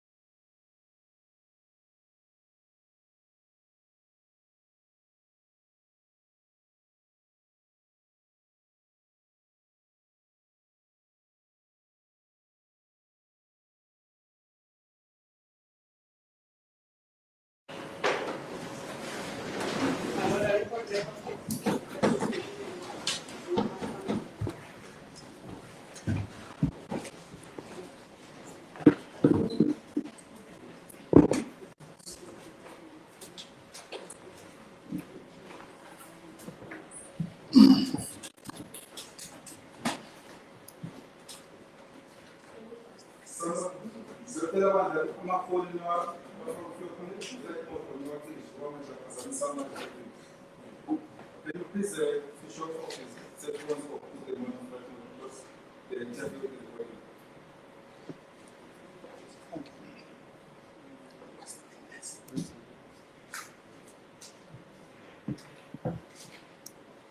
Mr. Kanda, I wait your witness. I'm I'm just as surprised as everybody else. Lord, can I just step out to find you? I know you went out, but I don't know where he's gone. Can you Missing you too. Yes. My Lord, I don't have juniors. These are my equals. Unfortunately, I have no juniors. They're all at the same level as I am.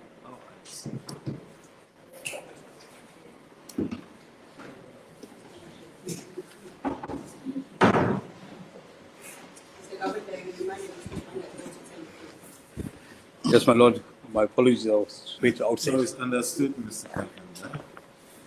It's the law for my proceed. as God pleases, my Lord. Good I'm sorry, you afternoon, are not Mr. You are Major General. Major General. No problem, sir. May proceed. Thank you. Yes, good afternoon, Major General. I hope you had a good lunch. No, thank you. I did. You did. All right. Thank you very much. We are going to just resume where we were. Just to remind you, remember we were at the point at which I was putting to you that the genesis of this was the lady from Paul O'Sullivan's office. And you said no, by the time she came, it was long after the police had an interest in this accused, correct? Yes, my lord. She came after when we already had the person of interest. She came after. Yes. But the point I was making was that she's the one who instigated the chain of events that led us to be here. My lord, I must agree that for this specific investigation, hers would have been part of this current investigation. Like I said, I must separate the different investigation, but this investigation, I would believe her request or her letter or whatever it is Sparked it. would have caused this investigation. Thank you. Okay. Well, then at least we agree on something. Now, and just for your assistance, the reason why I say that is because, unlike what you were saying, and I'm sure maybe you had a look over lunch here, her statement was deposed to on the 13th of July. And the first statement from Colonel Nazo was on the 15th. So that was the chain. But we've already agreed that that's how it panned out, correct? I just want to correct the perspective. I never saw, I don't have access to any of those statements in the docket, so I did not see anything in lunch Okay. or during No, lunch. whatever it is, maybe it was the lunch that brought back the memory. That's fine. No, I'm not suggesting you did something wrong. I'm just saying that at least I'm glad that you've changed the statement that she came long after, because that was not correct. But I'm not quibbling with that because you've corrected it. Okay, fine. Then let's move to something else.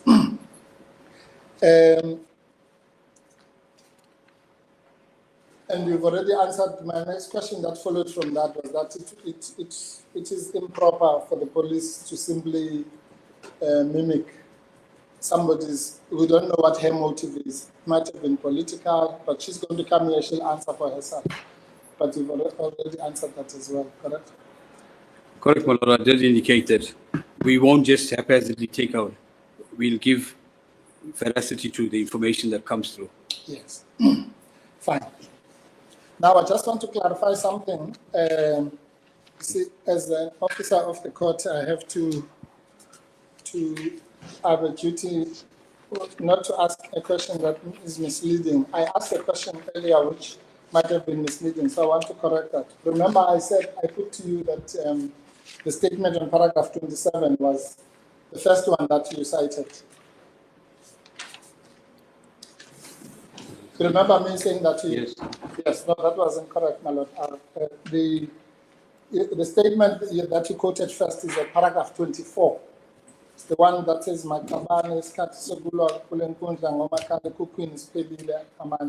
That's correct, my lord. Thanks. Okay, just so that we clarify that. Okay, now let's go there, because you've said these are the most insightful or the most important statements. Would you agree that that statement, that first statement, also has nothing to do with violence. My Lord, I think just to Is that paragraph 24? yes, paragraph 24. I think just to put in perspective, I should have just responded. This is the indication of your earlier question. Was she a person of interest after the 8th or before? This is an indication of a person of interest before the 8th. That No. this comment took place on the 30th of June is to what you're referring to. But I'm just saying, your question now is, has this got to do with violence? Now, once again, my Lord, the timing of the message is clear that this message would not have any influence on the civil unrest that started on the 8th. But as a person of interest, where we refer to as a result of the Constitutional Court's finding, we had to monitor the temperature, we use the word temperature, of the country. And this is one of the immediate responses to the Constitutional Court's finding on the 29th. No. I think you are confusing yourself, but that's fine. The Before you Thank you, Madam. I need clarity. You say, yes, the statement is here, but it has nothing to do with the violence that started on the 8th. I want clarity on that. Is that what you are saying? My Lord, Council asked, does this statement refer to violence? So I'm saying the timing of this message on the 30th has absolutely nothing to do with violence. Yes. It has nothing to do with violence. Yes. Okay, let me just, and again, I'm not fighting with you, but just a word of advice. Please answer the question. If you want to explain, that's fine. The court will allow you, but answer the question. Does this statement have anything to do with violence? Yes or no? And then if you want to explain, you can explain. No, my Lord, it does not have anything to do with Thank you. violence per se. Okay, thank you very much. All right. And then your further explanation is that, but because of when it was issued. Otherwise, it would have nothing to do with violence, but you're saying you are throwing some inferences because of the time at which it was issued. Am I right? My Lord, yes, it's a build-up to that, but violence, no. No violence. Okay, good. And that statement is, as I said, that one is really the first statement. In other words, in your listing of the most dangerous statements, that is your number one. This is the initiation of what we picked up. Yes. Just answer the question. In your listing of what you've referred to as the most insightful and dangerous statements, this is your number one. No, my Lord. What number is it? I did not categorize what's most dangerous, what I refer to specifics that led us. I tried to show before the civil unrest on the 8th that there was communication, and after. So I cannot say that this is the most violent or the most dangerous one, as the council is putting. This is one of the many, and that is why I said I'm taking the words of the Lordship that I mustn't comment on a witness that's still got to come testify. She might come testify about 30 other quotes. That's fine, Mr. Major General. But remember, in the morning, I said you only cited the most dangerous and insightful statements, and you said yes.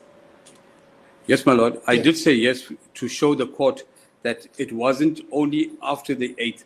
There was a build-up before and after. I just tried to show the pattern Yeah. that for a person of interest never came on the 8th. This person of interest was before the 8th as well. Okay. All right. Let me. I'll play it your way then. Okay. Of these statements that you've quoted here, then which one is the most dangerous? You have three categories. You have got this one we've just dealt with. You've got the one we dealt with earlier before lunch, and then you have the We See You series. Let's call it that. Which one of those three is the most dangerous? My Lord, I don't think I want to answer it in the way which is most serious. What I will answer and say, the one that's referred to in paragraph 27, the immediate response after the incarceration, for me was a turning point or a breaking point. So I see that as very important. I don't know what's dangerous about that, Council, but for me, it was an important point for us to decide and see immediately after the incarceration, so the struggle continued from outside and would intensify. So for me, I see that as an important point in the timing of the message. Then the third one you're referring, I see you or we see you, is also equally important, because when photos and videos that was released of burning and looting and we see you and I see you, literally it has one meaning, but in the environment of what was taking place, that cannot be interpreted literally. But I'm saying, for me, the one on 27, I would regard it as an important point for me. Dangerous, I don't subscribe to that word, Council. No, it's not me, Minister, it's you. I asked you before lunch, did you pick out the most dangerous and insightful statements? You said yes. Do you remember that? My Lordship, dangerous was your word, not my word. I just answered to No, your... but when you say yes, then it's your word. Because otherwise, when you agree with me, if I say, is it Monday today? You say yes, then we're both agreeing that it's Monday. No, Worship, then I must withdraw, because I never agreed to dangerous. I thought it was Council word of using that, not English, but that word is not my word. I never used, I say it's important, not dangerous. Okay, fine. Your word, important is That's your word. right. That's correct, my Lord. Okay. Lord, Let's use your words, not mine. Which, in the context of this case here, of this statement, is the most important? my Lord, I would say the one on paragraph 27 and the one on 28, in the context of when it was made and disseminated.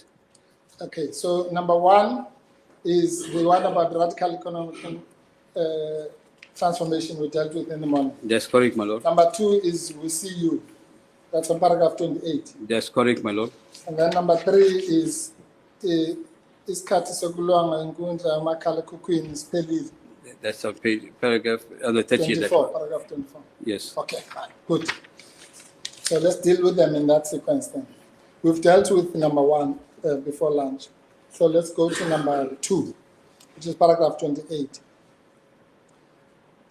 What is, quote unquote, important, dangerous, whatever the word is, about a tweet that says, we see you, after mentioning the location where a video was recorded?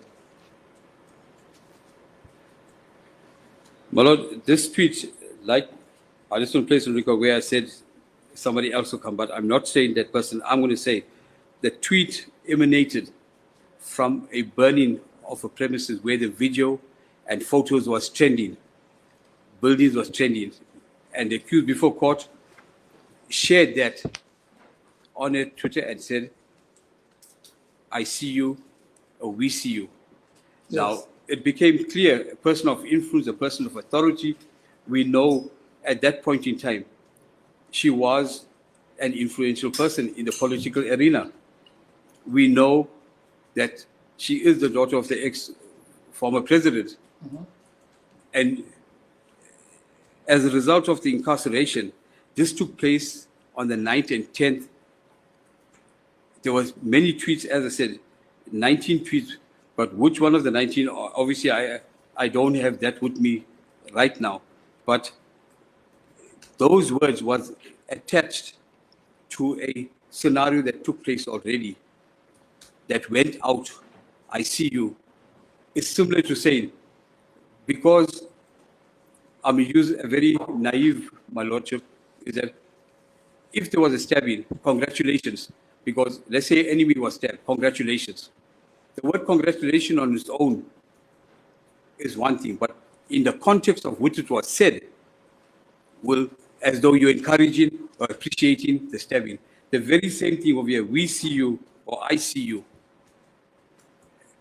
to the burning, is a clear indication of her support to what has taken place. It's a view that everybody must know that she has the support or the blessing.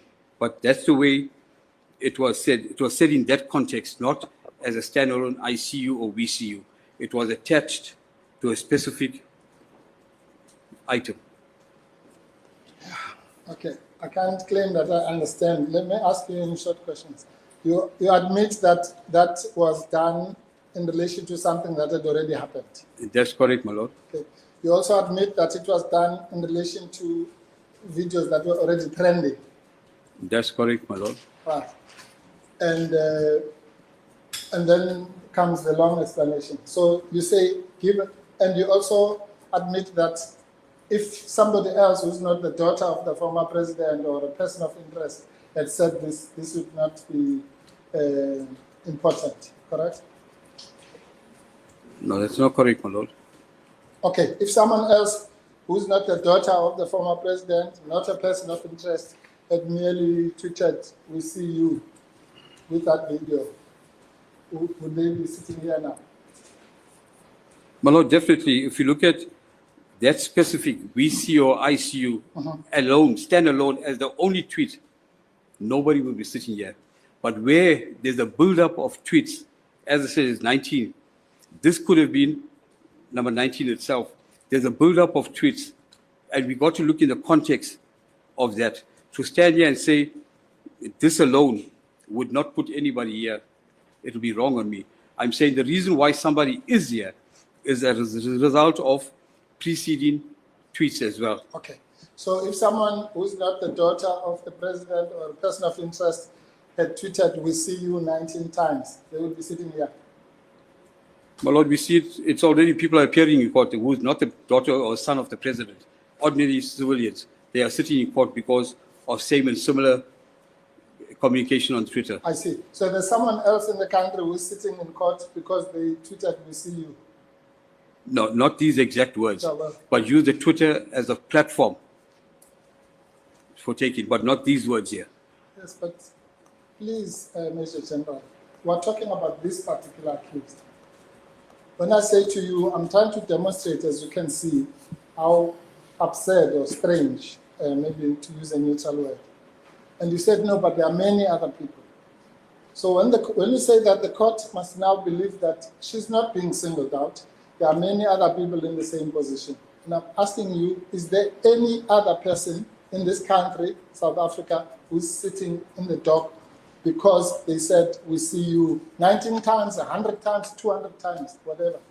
Is there such a person? No, my lord, no, not Thank because of the use of this specific Yes, words. thank you very much.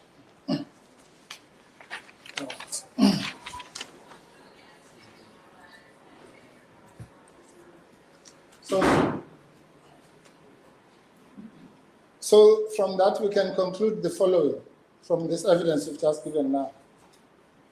The accused is sitting here because she tweeted, "We see you" more than once.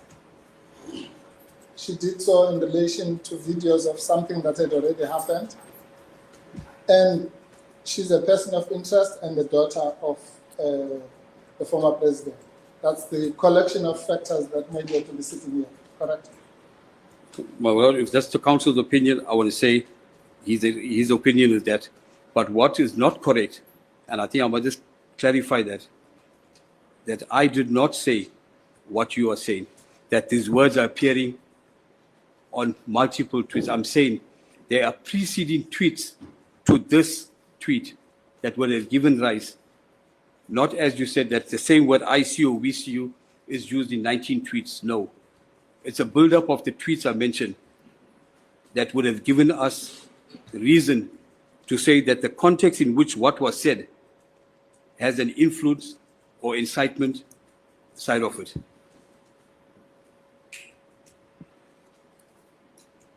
Which other tweets read with this "We see you" caused us to be sitting here? My lord, as I indicated in my paragraph 28, that the accused published 19 tweets containing videos showing widespread looting. So I never referred to the 19 individually. I referred to a specific one which would have given credence for us to say that use of these words had an influence or insightful meaning in the context or the environment of what the looting was taking place. And if I may add, my lord, between the 8th and the 15th I referred, but the 9th and 10th, we saw the absolute disaster of South Africa crumbling in, when the majority of the murders and the burning and the looting took place in that first 72 hours. Okay, just so that you don't get the wrong impression. Everybody accepts, myself and my client, accept that there was widespread violence. Okay? Are you happy with that? Yes, my lord. Everybody accepts that it was abhorrent and many people lost their lives. Yes, my Okay? lord. Everybody accepts that that should never have happened. Okay? Yes, my lord. The only business that brings us here today is not all that. That is bad, and history will show that it's bad. The only thing that brings us here today is whether this accused person, Ms. Sambudla Zuma, is guilty of inciting all those bad things or not. You understand? That's correct, my lord. Okay, so let's just be clear on that. Nobody is belittling what happened and how bad it was. Okay. Now I'm asking you again for the last time. You say at your paragraph 28, the accused published 19 tweets containing videos showing the widespread looting, protest action, and destruction in KwaZulu-Natal and Gauteng. In most of these tweets, she states as follows: "I see you," or "we see you," after mentioning the location where the video was recorded. It's very simple. So the majority of those 19 tweets were with "we see you" or "I see you," correct? Yes, Yes. more than one tweet had that, my lordship. No. Most of these tweets doesn't mean more than one tweet. It means the majority of those tweets. Am I right? That's correct according to my affidavit, my lord. Yes, thank you. Now I'm saying, if we then accept that the majority of those troubling tweets had these words, "we see you" and "I see you," I go back to my question: what in that incites violence? My lord, once again, take out these 5 words and look at it. You see a picture burning or a murdered deceased on the floor. That's a picture. But add the words in the environment of this unprecedented uprising.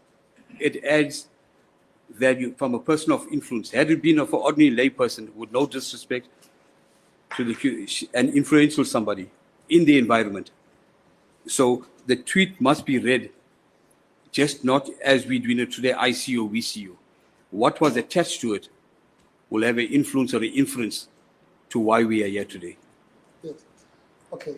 I was going to ask you another question, but you've just said something very serious. So you're saying the accused, one of those tweets had a murdered person? No, I'm just referring, as I say, if it's a burning building or a deceased, there's no murder deceased shown So on why that. did you say that? I'm just giving an indication to look at the pics. If you look at a burning building or a deceased and attachments, so they attach the words will influence what's on the pic. Because now we're only looking at words. We're not referring to the actual pics of itself. If I got a withdraw deceased, let me withdraw deceased, burning buildings and looting. Okay. No, I was just worried about that.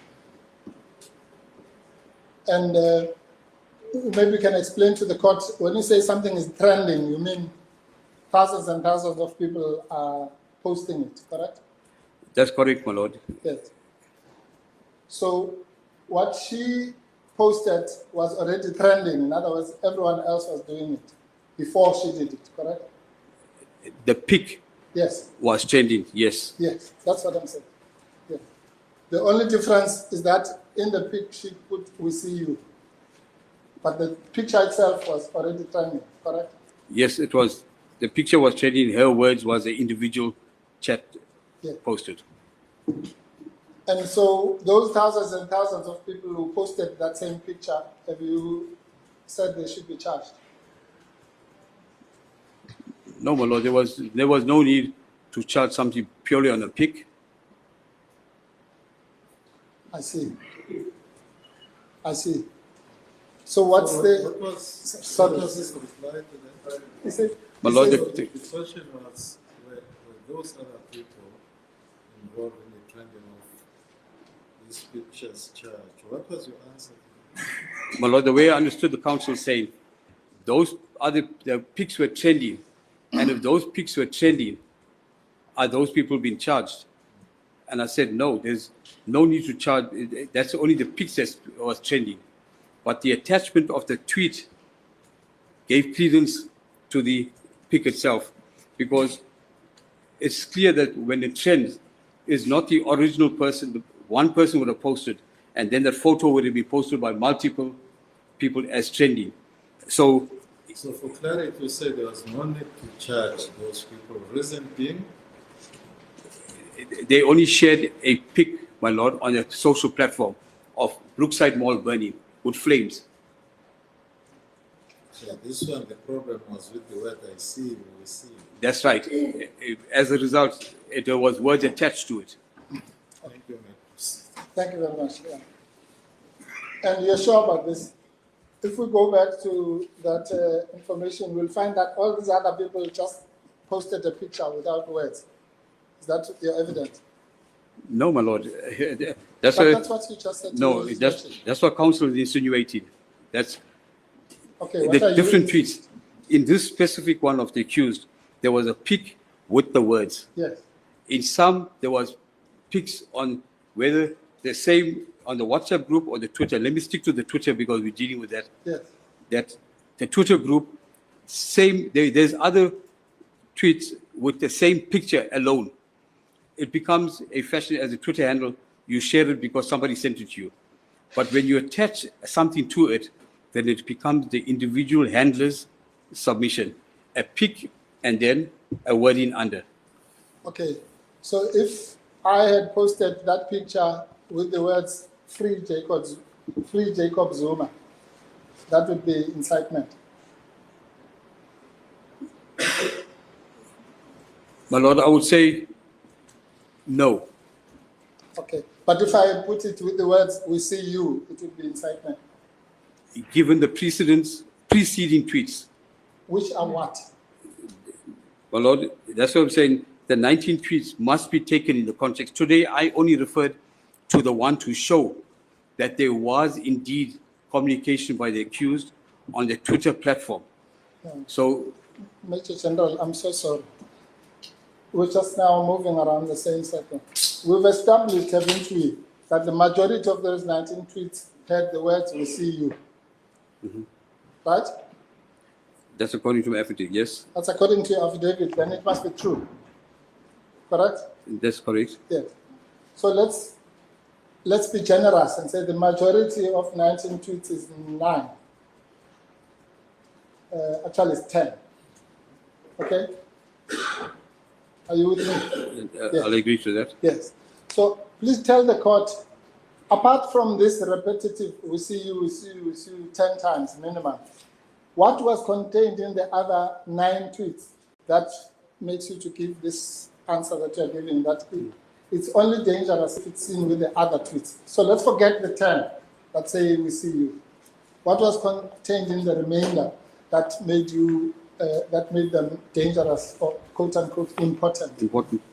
My Lord, with our investigation and the methodology, we were in possession of a global picture of all the tweets, of all the submissions, of all the trending, of the modules that was being used by the different platforms. And from there, we had to look at what is it that would lead us to evidence, what would have caused people to have reacted. And it's safe to say, as a result of some of, not might be the accused, but other tweets as well, and probably some of the accused, further looting has taken place. Now the question is that I never unpacked in my affidavit the entire 19, because I know there is an expert who's going to come and unpack it. So it was no need for me to unpack it. Mine was just to bring to the court's attention that indeed there was communication from the accused before court, before, during, and after. And I think the counsel is trying to find out, alone, I must agree, alone ICU and VCU would not have brought her to the court. Thank you. But as a result of the tweets preceding, it did bring her to court right now. What did they say? I think the pics and pictures was denoting certain things. Just that I cannot remember, but this specific one, I'm aware of the fire, the picture that you put, and what was noted under. Yeah, no, there's nothing wrong. If you cannot remember, that's a good answer. So you don't know what the remainder of the tweets which made this statement dangerous were saying. You can't remember. No, I cannot remember what the important part. Thank you. Well, I can tell you for free that I don't know how many experts may come, but nothing more quote unquote important or dangerous was said in those tweets more than what you have quoted here. What do you have to comment? My Lord, if that's Council's opinion, I think let the experts come and present to court. Fair enough. Right. Now, sorry, my Lord, just looking for my notes. Where's my yellow page? Yeah, sorry, I'm sorry, my Lord. Then, just to clarify something, when I said that the accused was not one of the listed quote-unquote persons of interest, you said the persons of interest only related to WhatsApp. In reference to paragraph page 3. Yes, to paragraph those. 10. Paragraph 10. That's correct, my Lord. Yes. And what is metadata? What is? Metadata. The word you used at paragraph 10. You said the following WhatsApp chat groups were identified and metadata revealed the following. Is what we, from WhatsApp, where we were able to recover from cell phones that were seized, from WhatsApp groups, we were able to get the communication, who sent it, what metadata is the communication, who sent it, when it was sent, the timing, the info. When you go on your WhatsApp, it's information, under information tell you date, time sent, who read it, what time it was. So that is metadata, my Lord. That includes metadata from Twitter, correct? No. This was only with WhatsApp. No, Twitter was not involved at all. Not on this chat groups. This was only done with the WhatsApp group. I see. So when you said paragraph 9, that's on page 2, through the use of conventional and unconventional methodology, I'm reading from the middle, Malo, we managed to identify the following national groupings that were using social media platforms such as WhatsApp, Twitter, Telegram, and IMO. Must we read that to only refer to WhatsApp? No, my Lord. I think you must, my Lordship, Council must just be fair. And it says, through the use of conventional and unconventional methodology, we managed to identify the following national and provincial groupings that was using the social media platform, such as WhatsApp, Telegram, Twitter, and IMO. Yes. So the references, the there's different, more. no, allow me, Council, that the platform that was used, I'm placing in perspective the different platforms, WhatsApp, Twitter, Telegram, and IMO. Right. So nowhere does it says over here, the metadata that I referred on to 10, paragraph 10, was in respect of the WhatsApp.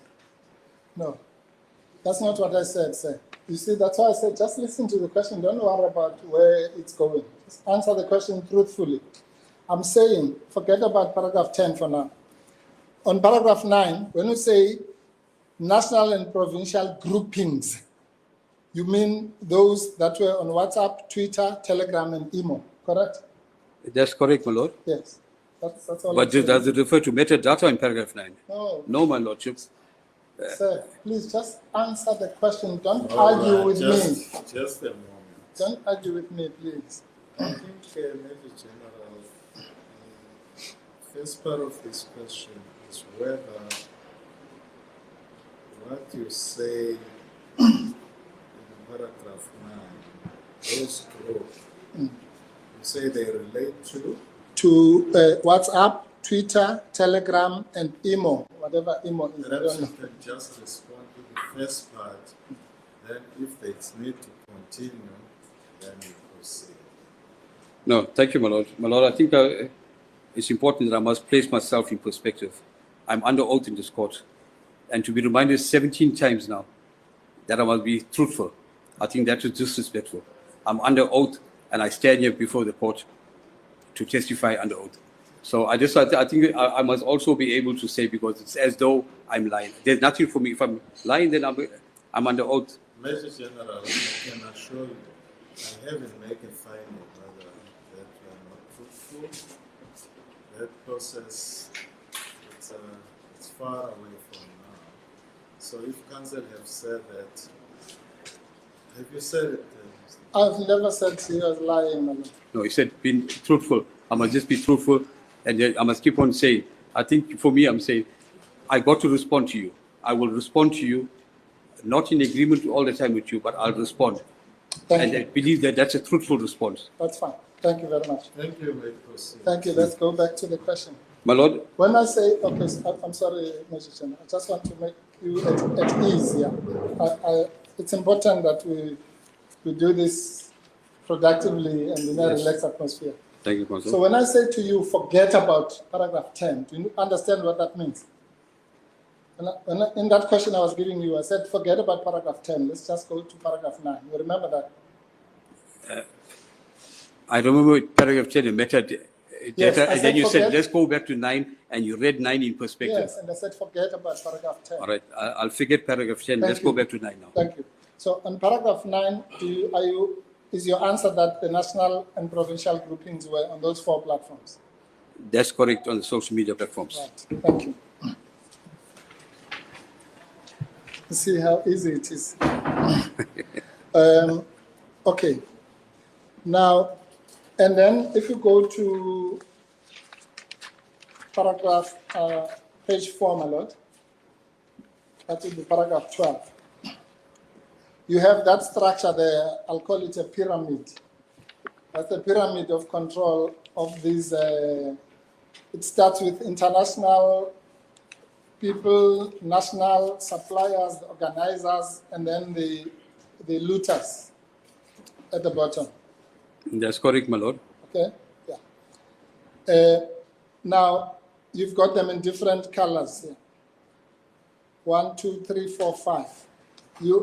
You accept that this accused does not fall into any of those 5 levels, as you call them. She's not an international trader, correct? And definitely not on the international level, my lord. She's not a national market politicians, national facilitators, instigator, riot planners, national financiers. She's not that, correct? That's not correct, my lord. Pardon? That's not correct, my lord. What is she, a financier? Where we see her as the national facilitator, she fits in that category at that level. National facilitator. Yeah, where in terms of the criminal value chain, this is what we call the criminal value chain. Yes. And for the criminal value chain, we attach the person, the surrounding, and she fits at that level Of as a national national facilitator. Yes. Okay. What did she facilitate nationally? My lord, this is where it becomes, when we do our structures, does the person has an influence on a provincial level, on a municipal level, or local level, or a national level? And in her case, she had a national perspective, a national outcome, an influence nationally, where one message will go out throughout the country. But all messages on Twitter go throughout the country and the world. No, agreed. But the person, the influence of the person as a social influencer has a different outcome. So she fits at level 4 as a national facilitator. One of the many that's mentioned there. Yeah. So national facilitator is someone who has a national reach. National with the influence. Yes. Yes, What does it mean? that's right. So I'm a national facilitator. Because of your status as SC, yes, what you say will go. Now, with myself, it cannot be a national influence because we are at that level. Okay. So that's all you people nationally. That's correct, my lord. So it's not a chain of crime, it's a chain of influence. Lord, yes, it's a chain of influence. It's the same as a syndicate. You got a syndicate leader, the number 2 or number 3, and then each one got a structure and a rank and file. Yeah. So, but I'm just using that in terms of, as you alluded, it is a chain of influence. Yes, it's the same as you say, syndicate. It's also the same as a church. Yes, that's correct, my lord. So it could be anything. As long as those who have national influence in a church will be called national facilitators in your language. No, but in the criminal value chain, Aha. there's a difference that the church is not criminal, or unless I'm wrong. Yeah. But this is a criminal value chain that we're referring to. That's the point. That's what I'm trying to get you to. So I've asked you why is she a national facilitator. All you told the court is that because she has a national influence. Where's the criminal value chain in that? The position of, or the identification as a national facilitator on its own is not a crime, but the effects or outcome of the incitement, influence, or propagation will influence. Yeah. All right. You would agree with me that you had no evidence that the accused had any connection with the level 1 people, with the looters themselves. No, my lord. Like I said, on Twitter, we did not pick up influence or direct links with any of the people that were arrested or person of influence. Yes. Good. And therefore, the accused, the people that she reached were her followers. I think you said that earlier. Were her followers, correct? That's correct. Not the looters. My lord, as I was reminded earlier, part not to talk about, but in the 64 are the majority of people, and some of them, quite a few, are followers on a Twitter that's arrested on the High Court case that's pending. No. Major General, please, this is important, and I will allow you to answer it again. You have already answered that there was no direct link between her and the looters. At least there might have been, but you don't have evidence of that. No evidence, my lord. Okay, good. Now, I'm saying the only thing that we know is that there was a direct link between her and her followers. Correct? That's correct, my lord. Yes. But no direct link with the looters. And I'm going to come to your explanation. Correct? My lord, I hear what counsel. Allow me just to allude to that. We're referring to one tweet. There would have been a follower responding. There would have been follow-up responses. So all those have not. I cannot say that the response that she was responding right now to Joe Soap is also an accused in the other case. But No. Sorry. I think we're talking at cross purposes. Maybe it's my fault. I'm not talking about accused in other cases. I'm talking about what you call the looters on the ground. You call them looters, arsonists, protesters, background noise, thieves, criminals, members of the community. That's your level 1. that's correct, my lord. Yes. There's no evidence of her having any direct link with those people, not accused in other cases. The actual looters. Not to my knowledge, my lord. Yes, thank you. Safe, to be fair to you, because I use the word direct, safe to say that, as you say, there's a possibility that she might have tweeted something, somebody else might have retweeted it, and then it might ended up in a WhatsApp group and so on. In that way, that's the only link you can have, correct? That's correct, my lord. Thank you. And therefore, if her message, what we know is that her message reached her followers, that we can't deny, correct? That's correct, my lord. But we don't know if the message reached any looters. I cannot safely say that. Thank you.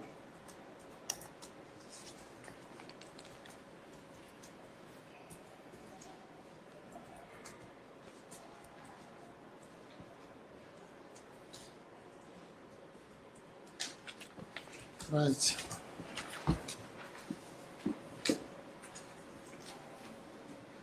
And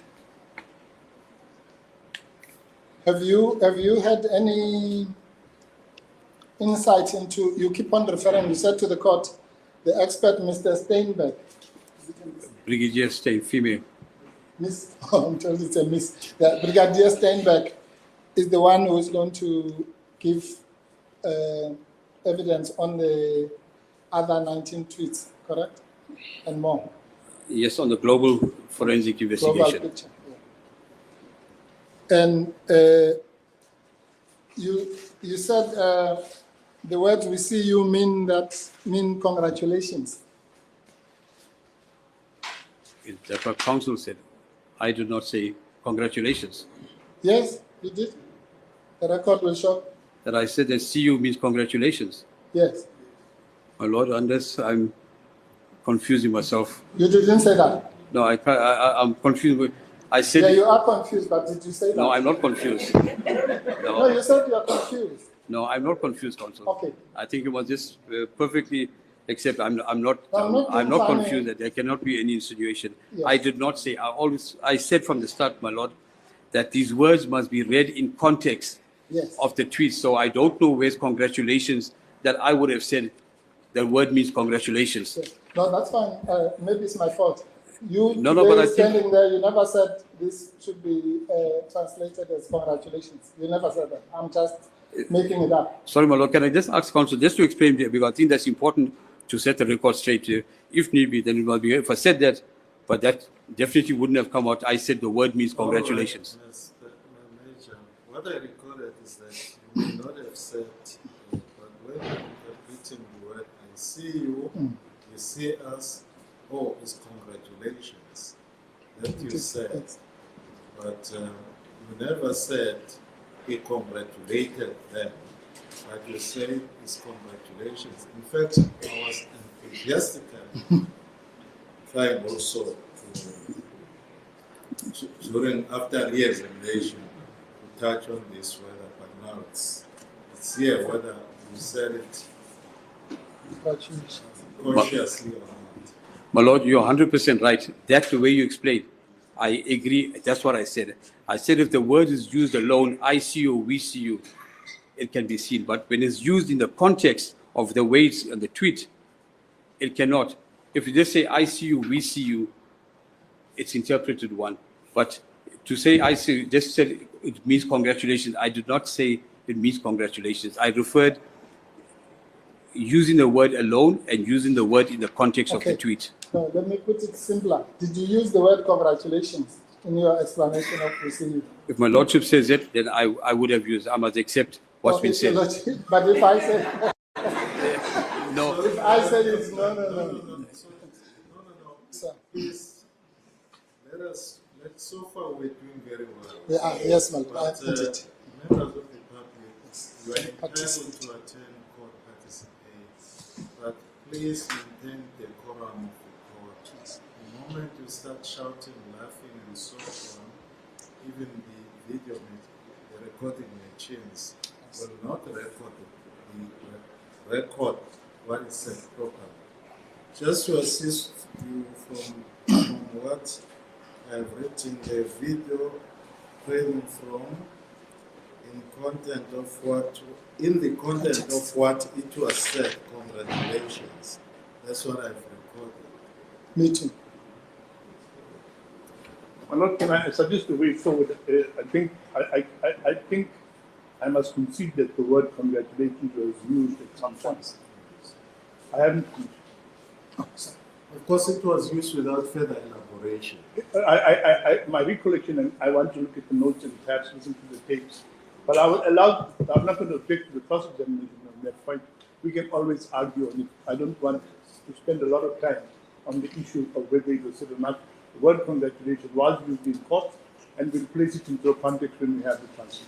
Thank you, Mr. Thank you. Thank you, Mr. Kang.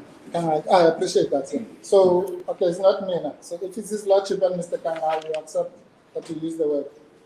no, I'll accept the ruling as long as not what counsel said. You said the word I see you and we see you as congratulations. the word of use, the use of the word congratulations was used, but not in the way that what you have said, that I said it, Yes, as meaning congratulations. I did not say it means congratulations. that's fine. But in whatever context, the word we see you can, according to you, can connote congratulations, can be associated with congratulations. If it's used independently, individually, and in the context or the environment, like today we say, I see you, because you're looking handsome. It's a congratulatory part. Thank you. All right. And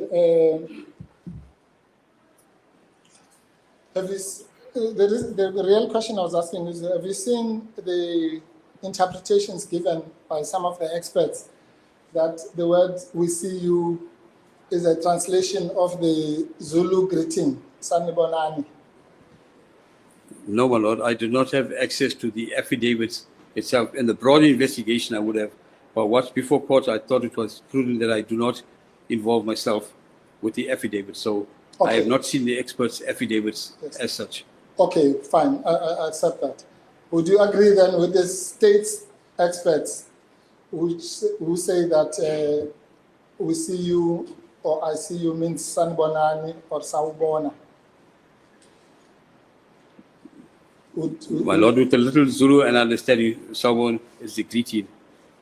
But to say, I see you, I don't know comment myself. I do not know the transliteration of that word from Okay. Zulu to English.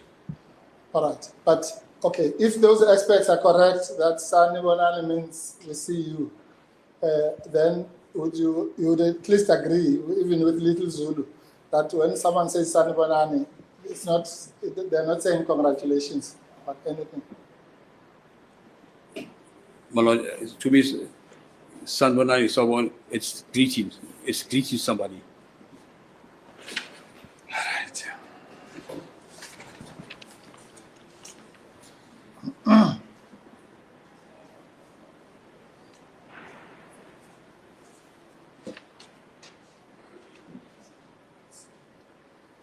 Lastly, Major General,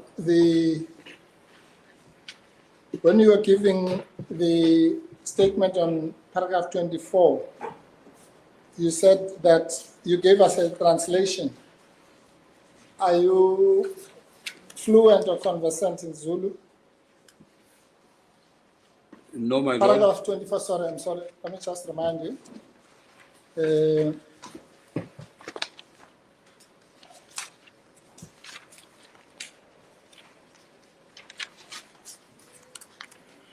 You said the words "makabane isikhathi sokulwa kule nkundla ngomakhala ekhukhwini siphelile amandla."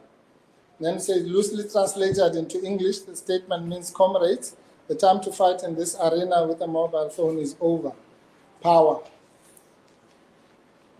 Is that your translation? No, my lord. It's the investigation team, the national investigation where I was a coordinator. Remember, I'm not an individual on the team. We had experts, we had investigators, everyone. So this translation was people who were of Zulu origin that would have referred to that this is what they are trying to say in the context of, once again, of the civil unrest. Because this was made in that, before the civil unrest, this was made in a context. So it was a group of investigators, I want to say, of Zulu speaking, Xhosa speaking, that we were together. I'm not fluent in Zulu. I think I must just respect that. But this, I would have got it from somebody who would have narrated what it means. Is that statement in Zulu? I would believe, my lord, that is Zulu. And what do you mean you would believe? Could it be Setswana? My lord, knowing that the accused before court is Zulu, I would believe her language would be Zulu. I must just respect that. And that's the way because I don't read and write Zulu, I'm saying I believe, to your answer, I believe that's Zulu. The only reason you believe it's Zulu is because she's Zulu. Yes, she's Zulu, and Isikati, I know it's time, and Sipilele, it's finished. There's yeah, kitchen Fanagalo Zulu be a little bit, but I believe it's Zulu because she's Zulu orientated. No, I understand that. You're simply saying the only reason you can say it's Zulu is because she is Zulu speaking. I would say that, my lord. Yes, number one. Number two, the translation is not your translation. No, it's not mine. I crafted it when I was informed, or as a team, that this is what it loosely means. Yes, that's what I mean. In court, we call it hearsay. So the translation is hearsay. My lord, if that's hearsay, then I must accept it because this is not my translation. I did not translate it Yes. in that way. You can't vouch for that translation. It might be completely wrong. Correct? The possibility it could be, my lord. Yes. And so why did you not indicate to the court that this translation is hearsay borrowed from other people and you don't actually know what that phrase means? My lord, I don't think that's fair when we craft in an affidavit under oath that what counsel is now putting under cross-examination is that my evidence. If it's not my evidence, why would I put something that's not my evidence? I put it there and you have the right. Yes, across. I'm saying to you that it's not my translation directly. I did not translate it. It was part of a bigger grouping. But for me to say why it's not in my affidavit, I felt it's not necessary because there's not evidence for me. I just encapsulated what was loosely translated to mean that. So I cannot say I'm a child of court. That is not true, not correct. That's not my evidence. My evidence is to say loosely translated into English. And that's what I did, my lord. Okay. But you understand what I'm saying. Without this cross-examination, the court or anybody else, any reasonable person could have been left with an impression that this is your translation. Do you understand that? No, my affidavit, it would, you correctly saying, they would assume it's my translation. Yes. Thank you.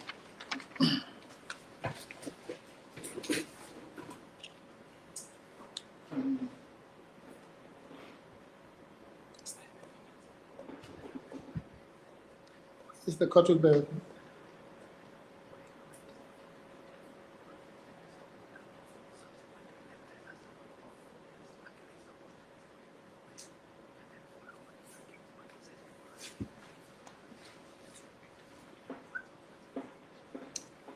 As God pleases, those will be the questions. Maybe I should just put, in fairness, thank you very much, Major General. I will argue, just in fairness to you, I will argue at the end that your evidence is completely unhelpful, at least to the case of the state. It might be helpful to our case, but that and nothing you have said in this evidence indicates or gives the court, gives it any light as to why the accused is sitting here, if it's based only on these things that you've cited here. I'll argue that. So you may comment if you want, but I'll argue it anyway. Now, my lord, it's the right of counsel to argue, and I would like to hear the same words probably at the end of the trial. Thank you, my lord. Thank you, Mr. Kamla. I'm not sure you want to start with the re-examination. My lord, I will not be very long. It is now 3 o'clock. I should be home by 1:30.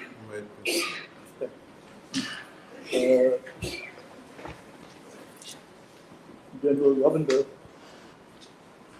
the main purpose of you having been called as a witness was to take or place the court in a position regarding what the situation and the state of the country was when these comments were made, and you've hardly been questioned on that. So I'm not going to re-examine you on it at all. It would appear that we are in agreement with counsel for the defense that the country was in a state of chaos at the time. Do you follow? That's correct, my lord. Now, I just want to deal with the submissions that you've made regarding certain statements made by the accused, etc. Right? You were the national coordinator for DPCI on unrest-related cases, correct? That's correct, my lord.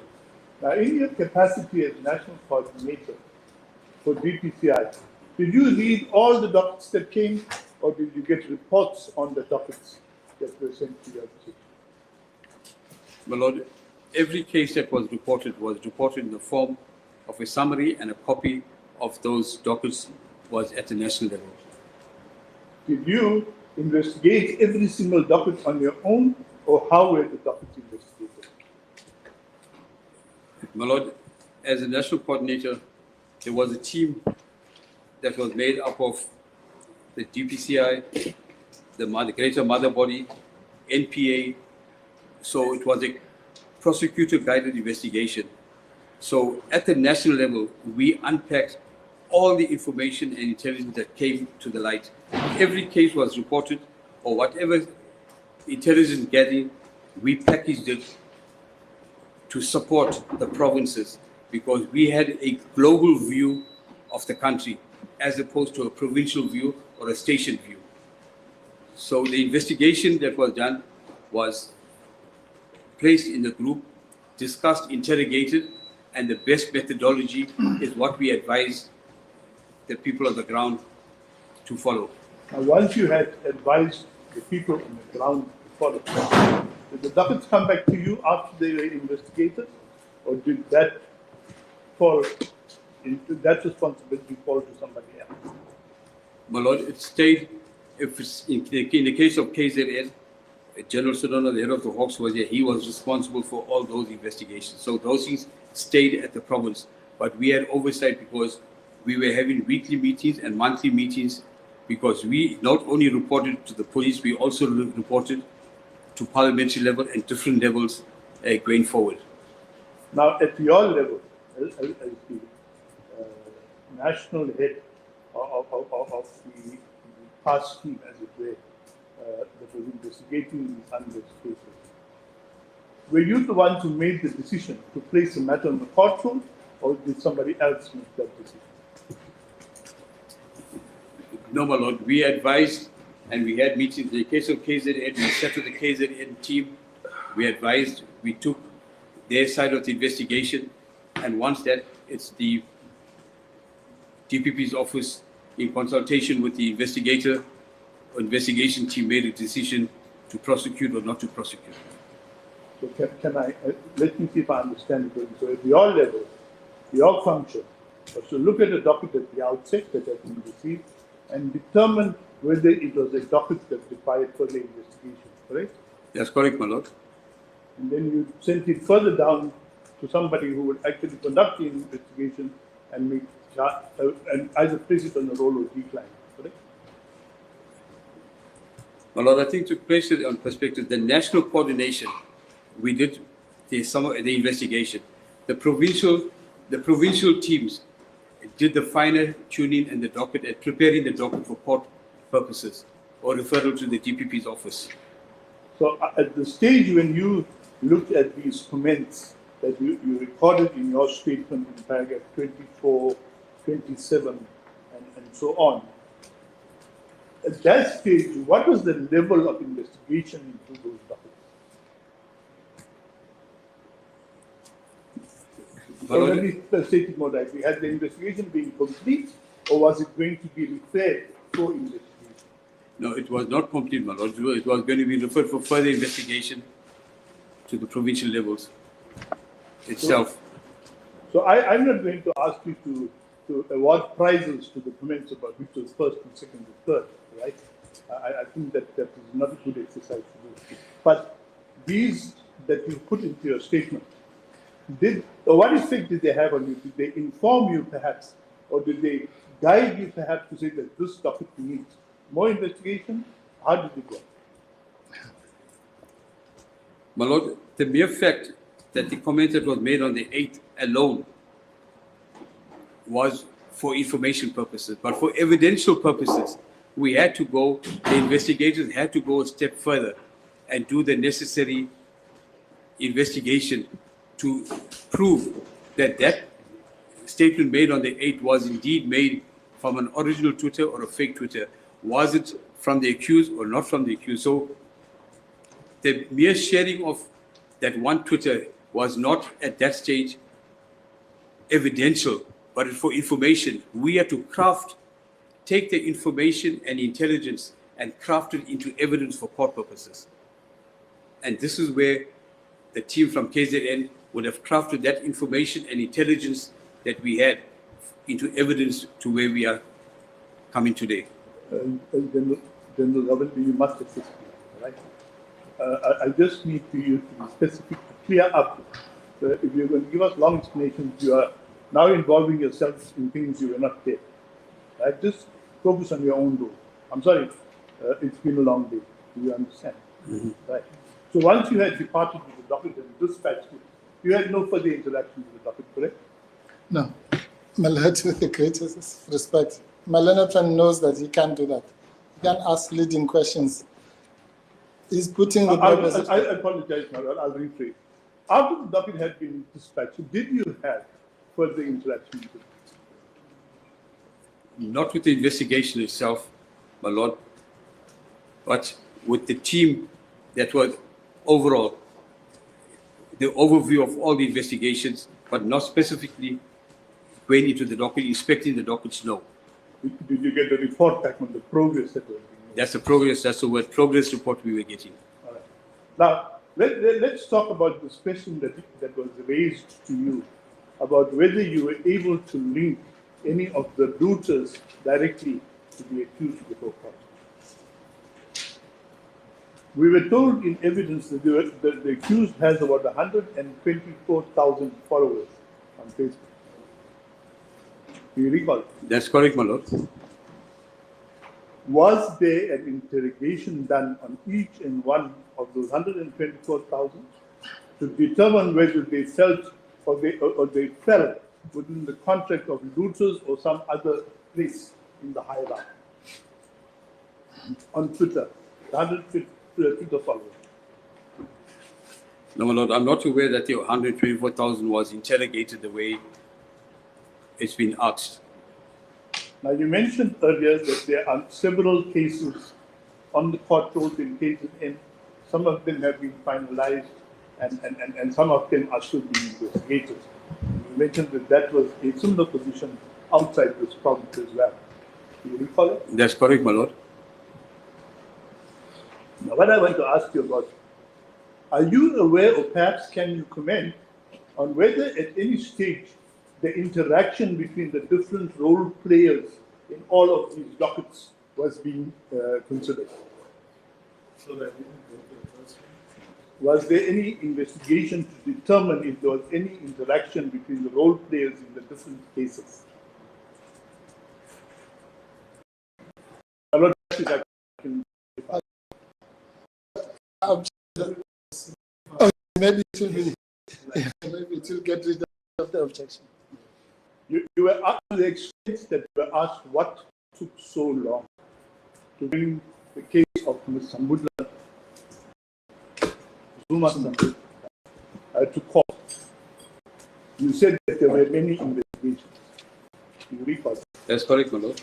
The question that I'm putting to you, was there a cross-investigation done between those many investigations to see if all the people who are implicated in some way are actually linked to each other?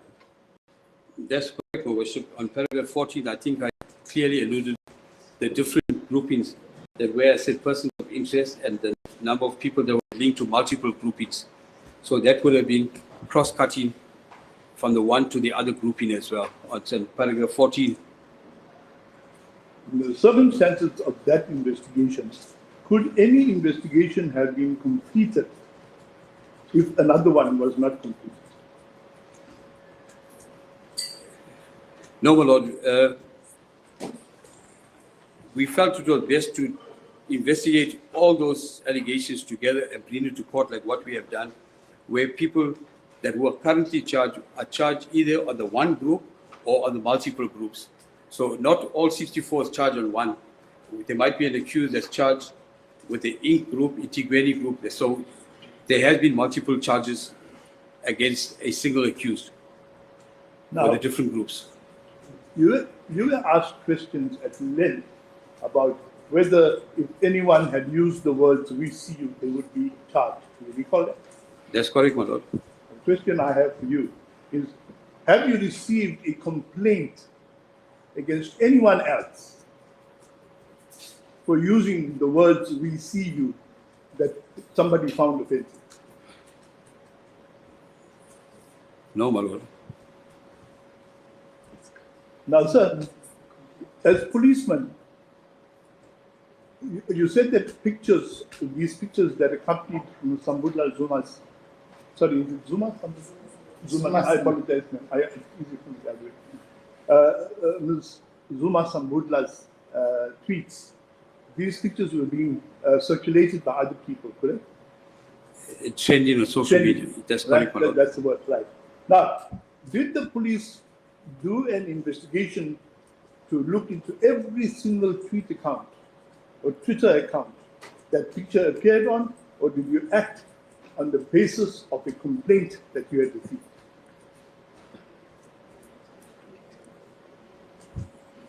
My lord, in terms of pics on Twitter, when it's shared as an original pic, it will show. And then if it's reshared, it will say reshared, meaning that that person did not set it as an original. It was a reshared pic. So we do not do each and every one. Let me be more specific. Did you investigate any account or any person who posted those pictures for whom you did not receive the complaint statement in the form of an A1 statement? No, my There lord. was no document. No. Did you receive such a complaint in respect of Ms. Zuma-Sambudla? My lord, if what was alluded with Sarah Jane or Sarah from Paul O'Sullivan's office, that was the only one that we knew as a complaint. Now, I want you to focus again on another aspect that you were cross-examined as lens on, and that is when exactly did the accused become a person of interest? Do you recall those questions? That's correct, my lord. And in your responses to those questions, you stated quite categorically to the court that she was a person of interest long before the 7th of July. Do you recall it? That's correct, my lord. Right. So now, what I want you to tell us is what prompted the interest in her. My colleague has already put to you that Sarah Jane Trent's statement came on the 13th of July. Do you understand? That's what I read, my lord. You have stated that she was already a person of interest to you before the 7th of July. Do you understand? That's correct, my lord. Now, what I want to know is what prompted your prior interest in her? My lord, I think, or let me say not think, given the fact that at that point in time in June, the impending decision of the Constitutional Court against the former president and the accused being the daughter, we also set ourselves for any of the eventualities. Now, I think it was a surprise, the Constitutional Court's decision. And when on the 29th, when that came out, we immediately realized that, you know what, there is going to be more to the outcome. And as I said, she has been a person of interest, but on the 29th, but when a tweet on the 30th came out, I think that indicated that's when it sparked our interest to look deeper into her. Let me put it to you more personally. Was she being targeted in any way for any criminal offense that she had committed prior to 1 July? Mr. Kang, I'm not sure whether this question will outside other than this, which is before. My Lord, I specifically use the date 1 July because if I recall, the charge sheet starts at 29 June. But if you find it unfair, I will withdraw it. I don't want to interfere with your. But Otherwise, I don't want to prejudice your case. All what I'm saying is that if you persist in wanting to know what is it, then surely what I expect. my lord, I believe that the question has already largely been answered. I was just trying to brace the answer, but if my lordship sees a red flag with that question, I'm prepared to withdraw the question, and we can deal with some other issues. That's what he said. My lord, I'm advised that I have covered everything. I have no further questions.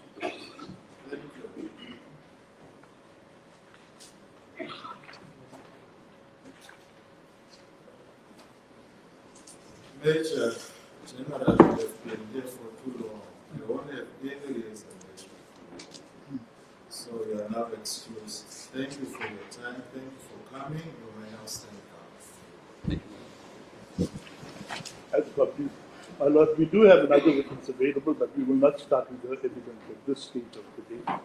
The next witness will be Sarah Jane Trent, so that my colleague can prepare and we can adjourn until tomorrow morning at 10. I agree, my lord. That's good, please. Thank you.